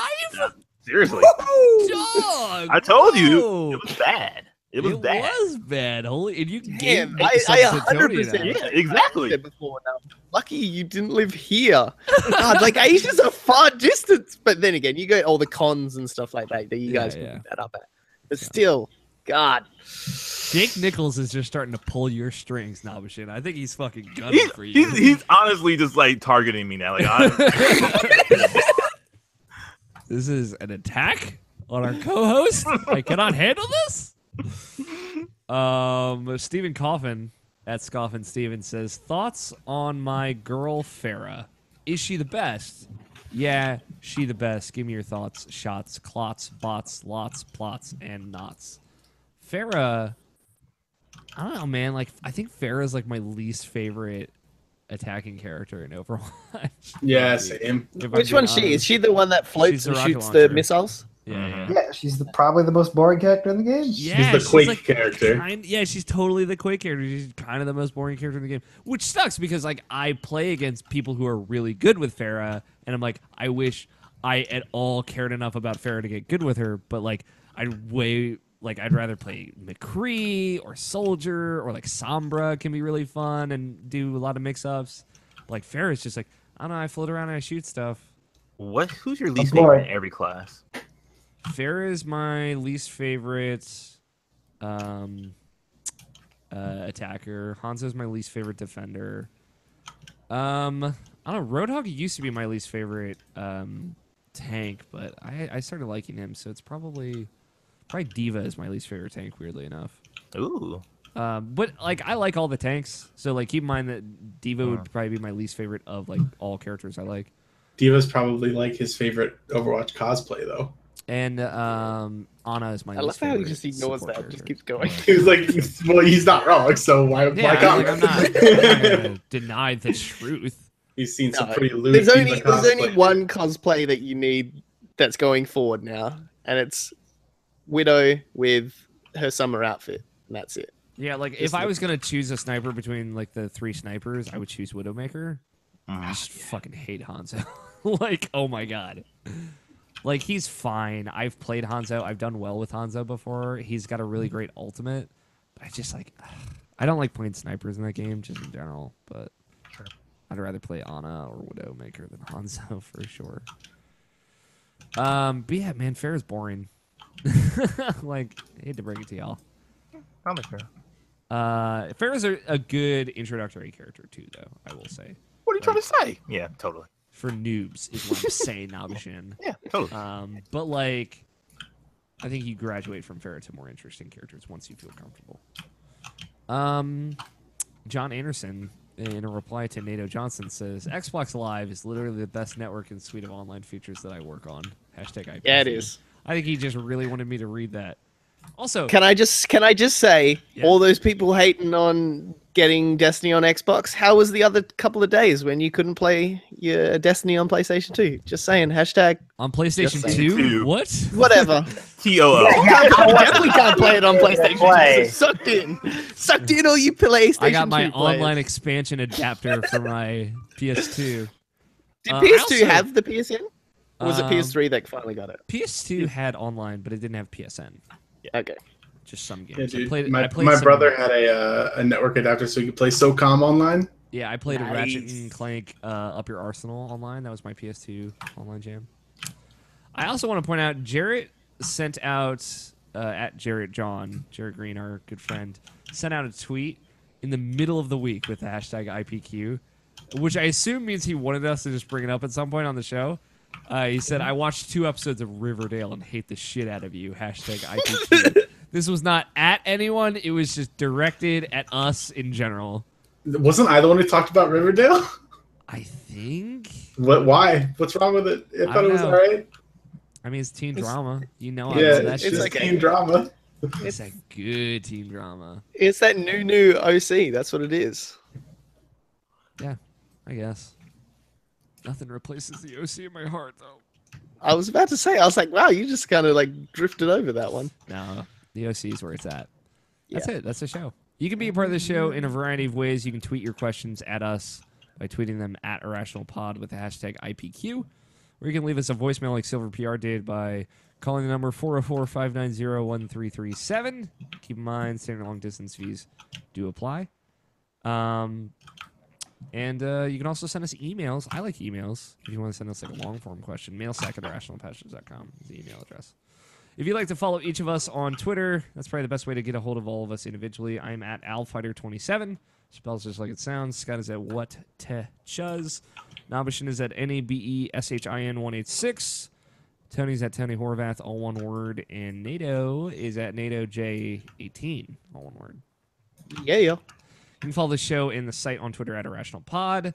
Some other stuff, rate and review us on iTunes and Stitcher. Check out Monthly Passions Podcast and Input, our other sibling podcasts, Input especially. Very good show. Twitch.tv/IrrationalPassions and YouTube.com/IrrationalPassions are the homes of all of our video content. I streamed Destiny this morning on Twitch, and obviously our new Destiny show is only going to be on YouTube, so you should check both those things out. And if you like the show, tell your friends about it, because word of mouth is the best way to spread the love. And for everything else, Irrational Passions, IrrationalPassions.com. Nato, we didn't do this at the top of the show. I totally blanked on it, but for folks who don't know, what are some stuff that you do on the internet? You can always catch me on 40yanks1 Aussie, the cross-continental comedy podcast where we just like to tell stories, have fun. Alex talks about dick pics with his 3D cameras, you know, just that kind of stuff. Just once, all right? Everybody gets one, okay? And you can also catch me on A+ Anime over on the OK Beast Network. We review we do a non-spoilery review of an anime each week. So like I got you were on this week's episode talking about Sword Art Online. Yep. And I got a couple of tweets of people saying, oh cool, I can finally watch this episode because I've seen this show. That's not what our podcast is about. We're trying to get you into new shows, so don't ever feel like you can't watch the show because you haven't seen the anime. That's the whole point of each episode. We're trying to get you into that anime. So 99% of the show is non-spoilery, and at the end we do usually a spoilery review of just the first episode. So don't be fearful of listening to A+ Anime. We're good boys. Over with Ian Burchell. Yeah, I think like our conversation about Sword Art Online, you'll definitely appreciate more if you've watched it, but like we don't necessarily ruin anything for anybody. No. But there's a lot of good feedback from that episode too. Yeah. A lot of people like and then eventually down the track, when I can actually fix my computer properly, I will be releasing a D&D podcast called Distant Dungeoneers. And down the track as well, I'm trying to do a live Distant Dungeoneers where I bring in random groups of people, hopefully maybe Irrational Passions once, maybe some OK Beasts or something like that, and just do a one-off campaign that will tie into the main campaign of the podcast. Yeah. Sounds cool. Yeah. Thank you for coming on, Nate. That's all right. I hope you had a good time. I always have a great time. But you know what it is? It is now time for bets. Bets! This week's bet, I had this ready. I did it before we even got in the Google Hangout option. That's how ready I was. Oh, This is a good one. NASCAR Beat 2 comes out on PS4, Xbox One, and PC on Tuesday. In the most positive and accessible review on Metacritic, how many times will the word NASCAR be used? This is a real thinker. Can you repeat that? In the most positive review on Metacritic for NASCAR Beat 2, how many times will the word NASCAR be used? Now, the title would be included in this. I want you guys really to think about it. Take it in the most positive review specifically. I think for me to be more serious about it, you're gonna have to say it again. Okay. One more time. In the most positive review for NASCAR Beat 2 on Metacritic, how many times will the word NASCAR be used? I feel like you guys just like hearing me say that. I don't want to hear you say it one last time.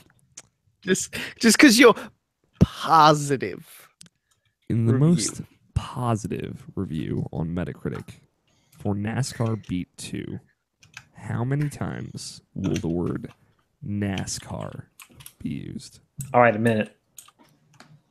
All right. Did you guys already send it? No, we haven't decided. I might have tuned you out for the past 5 minutes. Could you give me the question one more time? Sure. In the most Go on. In the most positive review. Oh, you gotta go in the most. In the most positive uh-huh. review for NASCAR Beat 2 on Metacritic, how many times will the word NASCAR be used? Data's fucking loving this. When you're ready, you can go ahead and type in your little number in the chat, and you can just send it. Scott and Tony already sent theirs, so. Shit, man. Once more for the road, Alex. 50. Jesus. Let me go through. I said 15. Tony said 3. Scott said 2. Nabishin said 50. Just going big. You're just trying to overshoot it at this point. And Nato said... That's true. Nato said 11. I thought I was going to be on the high end of the scale, but it looks like I'm in the mid. In the most positive review for NASCAR. We get it, Alex. Come on, dude. On Metacritic. How many times do you And want he to say keeps forgetting it? Alex just likes hearing himself talk at this point. It's true. Nato, what team do you want to be on? The underdogs or the winners? Well, you know, I like to be a winner, so I'm going to be a winner this time. Bullshit. Only cause if I give more points to the winner, you'll eventually get to a point where you'll have to double down on Nate, and I could be on the show even more. No, I don't think the separation is going to get there before the end of the But appreciate that. Last week's bet, this bet was a banger. Yeah. So just to go through, I said 15 for this week's bet. I said 15. Tony said 3. Scott said 2. Nabishin said 50. Nato said 11. And Nato is betting for the Team BBC. Last week's bet. On Amazon's top best-selling video games of next week, as in today, which will be higher, Destiny 2 or Knack 2, and by how many? I said Destiny 2 by 8. Scott said Destiny 2 by 20. Tony said Destiny 2 by 12. And Nabishin said Destiny 2 by 5. Miranda, who is operating on Team Flot, said Destiny 2 by 9. Now, I did look this up before the show, just to see where it was at, but I will look it up now. By 6. And refresh it. I refreshed it. Don't worry. Destiny 2 is at number 9. The highest position Destiny 2 has is at number 9. That's the Xbox One version of it, funnily enough. 2 above the PS4 version. Now, keep in mind, like, the top 4 video games are varying degrees of PlayStation Store gift cards, so people could have just bought those and then bought Destiny 2 digitally. Dang, dude. Yeah. Just putting it out there. What? Don't bring them down like that. Come on. I'm just like... I genuinely am in disbelief that Xbox is above PlayStation for Destiny. It's the gift cards, bro. You know, Yeah, maybe. So the Amazon top selling best listen shows the top 100 games. Destiny 2 is number 9. Knack isn't even on the list. Yes! Wow. Which is harsh. Which means Scott. Is it though? Is it Scott harsh? Is the winner Fucking with internet. 20 as the highest guess. Scott thought he was overshooting it there, but he really just fucking nailed it. You could have just said 100. What was that number? You said 20. Yeah, and the... It's no contest. It's not even on the list. It's not. It's so far down the line. It's not even in the. It's top not in 100. the top 100. It is more than 100. It's more than 91 less. Oh. So What game was this again? Knack. You see, I just wasn't expecting that many games to come out. Okay, I got it. Well, it's not even that many games. I think it's just. Whew. Why did they make a second one? I don't know. God, because people don't know when a bad bid is a bad bid anymore. That is super true. So that brings Team Flot's score up to 31. Woo! And Team BBC still rocking at 39. Oh, fuck. Scott, that means you have won Danny Juarez's love and affection until it is up for contention next week. You also have the final word, the right to disagree or reiterate something that you want to do here at the end of the show. What you got, Scott? I know you had a lot of things you disagreed with on this podcast. He's like bringing out a huge list. He's just like, oh, what do I want to mark off the list tonight? Destiny 2. Yeah? Short shelf life. There it There it is. It's the final word. I can't take this away from you. That's the show. Thank you again, Nato, for joining us, especially on such short notice. That's all right. I appreciate you. I've always told you. I'm always up for it because Sunday morning. Yeah, Sunday morning, just chilling out. You'd be watching the show morning, anyway. Rain is falling. It's always a pleasure. Go check out A+ Anime. I was on. Nate and I talked about Sword Art Online. It was very positive, which was nice. Yeah. There's a lot of negativity around Sword Art Online. Well, that's why I brought you on. Like, as soon as I wrote down that we were doing that, I was like, I'm getting Alex. Like, yeah, for sure. I mean, you knew it was my favorite anime too. So yeah. So that was great. We had a great conversation about it. And I'm excited for, if you haven't listened, go check it out. Excited for tomorrow night's from Farm to Tower, our first episode. It's gonna be a lot of fun. Currently, the docket is Tony, myself, Griffin, Cameron Abbott, and Alex Van Aken. We will see if Alex ends up being able to make it, but regardless, that's gonna be a lot of fun. And then 2 weeks after that, we're probably gonna get Nato on. So that's gonna be I'll see if I can finish the main story before we do the show. Yeah, I won't be able to, but I'm definitely curious to kind of get you guys' perspective on it. Just having finished it. That's it. That's the show. Thank you, everyone, for listening so much. I appreciate you all very, very much. One of our highest downloaded episode months was August. Fun fact, like just number of downloads per month was August. We're still slowly climbing. Every month is doing better than the last. So thank you to all of our listeners. I really appreciate all of you. Thank you to Danny Wiesner for our opening music of Two Player Co-op and our closing music of The World Is Saved. Speaking of Danny Wiesner, yeah, him and Panda must put out something really dope about Destiny. Yeah, we'll probably play that song at some point on the show, probably next week. But yeah, they did a Thundercats intro mashup with Destiny 2. With all Danny did the music, Panda must dig the animation. Super awesome. Yeah. What's also awesome is Nathan Fillion watched it and tweeted about it. Which is super, super cool. And I saw Danny posting on Facebook about it. He was super excited. Of course, Nathan Fillion, voice of Kate 6 in Destiny. One of the best characters. Yeah, super great. So shout out to Danny Wiesner. Go check that out. It's on YouTube if you haven't watched it already. And thank you, Scott. Thank you, Tony. Thank you, Namishin, for joining me as always. I love you guys. Oh, winky face. Gross. And, I love you too. Oh, thanks, man. Thank you, everyone, for listening. I've been your host, Alex O'Neill. Play your games. Stay irrational. We will talk to you all next week. Titles. Okay, hang on just a sec here, guys. If We Live Together is not on this list, I'm done. It is on this list. It Don't is. So we got the Fresh Prince of Tonair. Boo. WeLiveTogether.com. No, that can't be the title. The Bird is the Word. Presented by Twisties. Plank Off. Destiny's Children. I'm Always Ready for Sia. I think you meant Siva.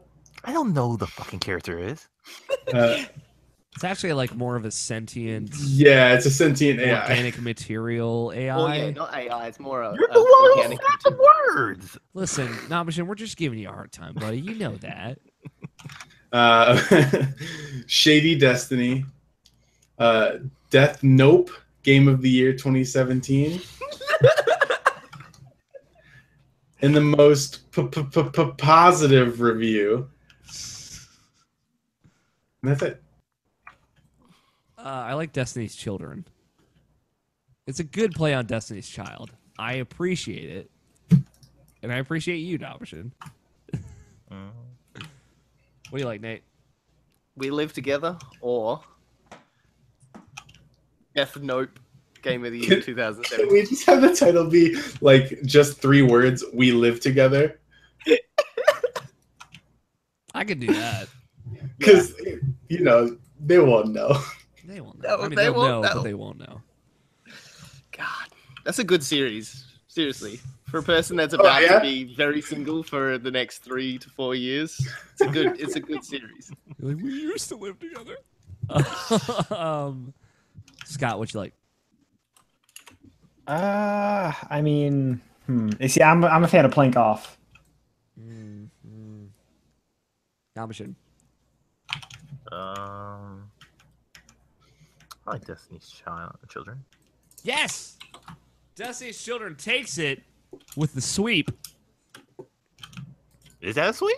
No. I mean, it's not a sweep. No. He just doesn't want We Live Together.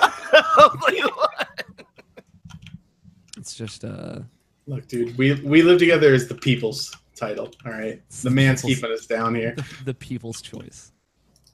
Nato, do you want me to write down what I want you to say? Yeah, where are you writing that? I can write it. I'm gonna write it above the titles. You haven't shared the doc with me, so. I did share the doc with you, actually. Where did you share that? Yep, I shared it with your Gmail. Oh God, yeah. Sorry, I didn't even open a Gmail. Let me have a You fucker. For the cover art, can we just have the Destiny 2 poster and just have Beyonce in the background? I could probably make that happen. Okay. It'll be a subtle Beyonce in the background. With a horse-stachio head. Just because you're you. Yeah, Open in docs. like holding like a staff with a horse statue on it. Sure. Why wouldn't you just replace Beyonce's head with the Horstachio? I don't know if I could do that to Queen Bey. Why not? I mean, she's too royal. Why don't you have Beyonce and then like have the two other ones?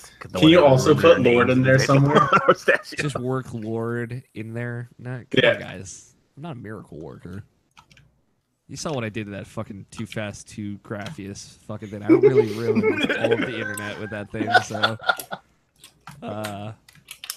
I spent like 35 minutes on that too. I'm like, this is terrible. It was so worth it. It was really worth it though. I'll say. I'm that, gonna stop recording now. Don't stop. Never stop. We have 3 more podcasts. Hold on. So now that You I've ready, got Nate? you all alone, Yep, I'm ready. Whenever you're ready, and I'm gonna say the title. So. You're listening to Irrational Passions Podcast, episode 344. Destiny's Children. we live together. Presented by It's the Twisty. people's choice. All right, you can stop recording now. And thank you everyone for watching. Thanks for hanging out, everybody. We love you all. Have a good night.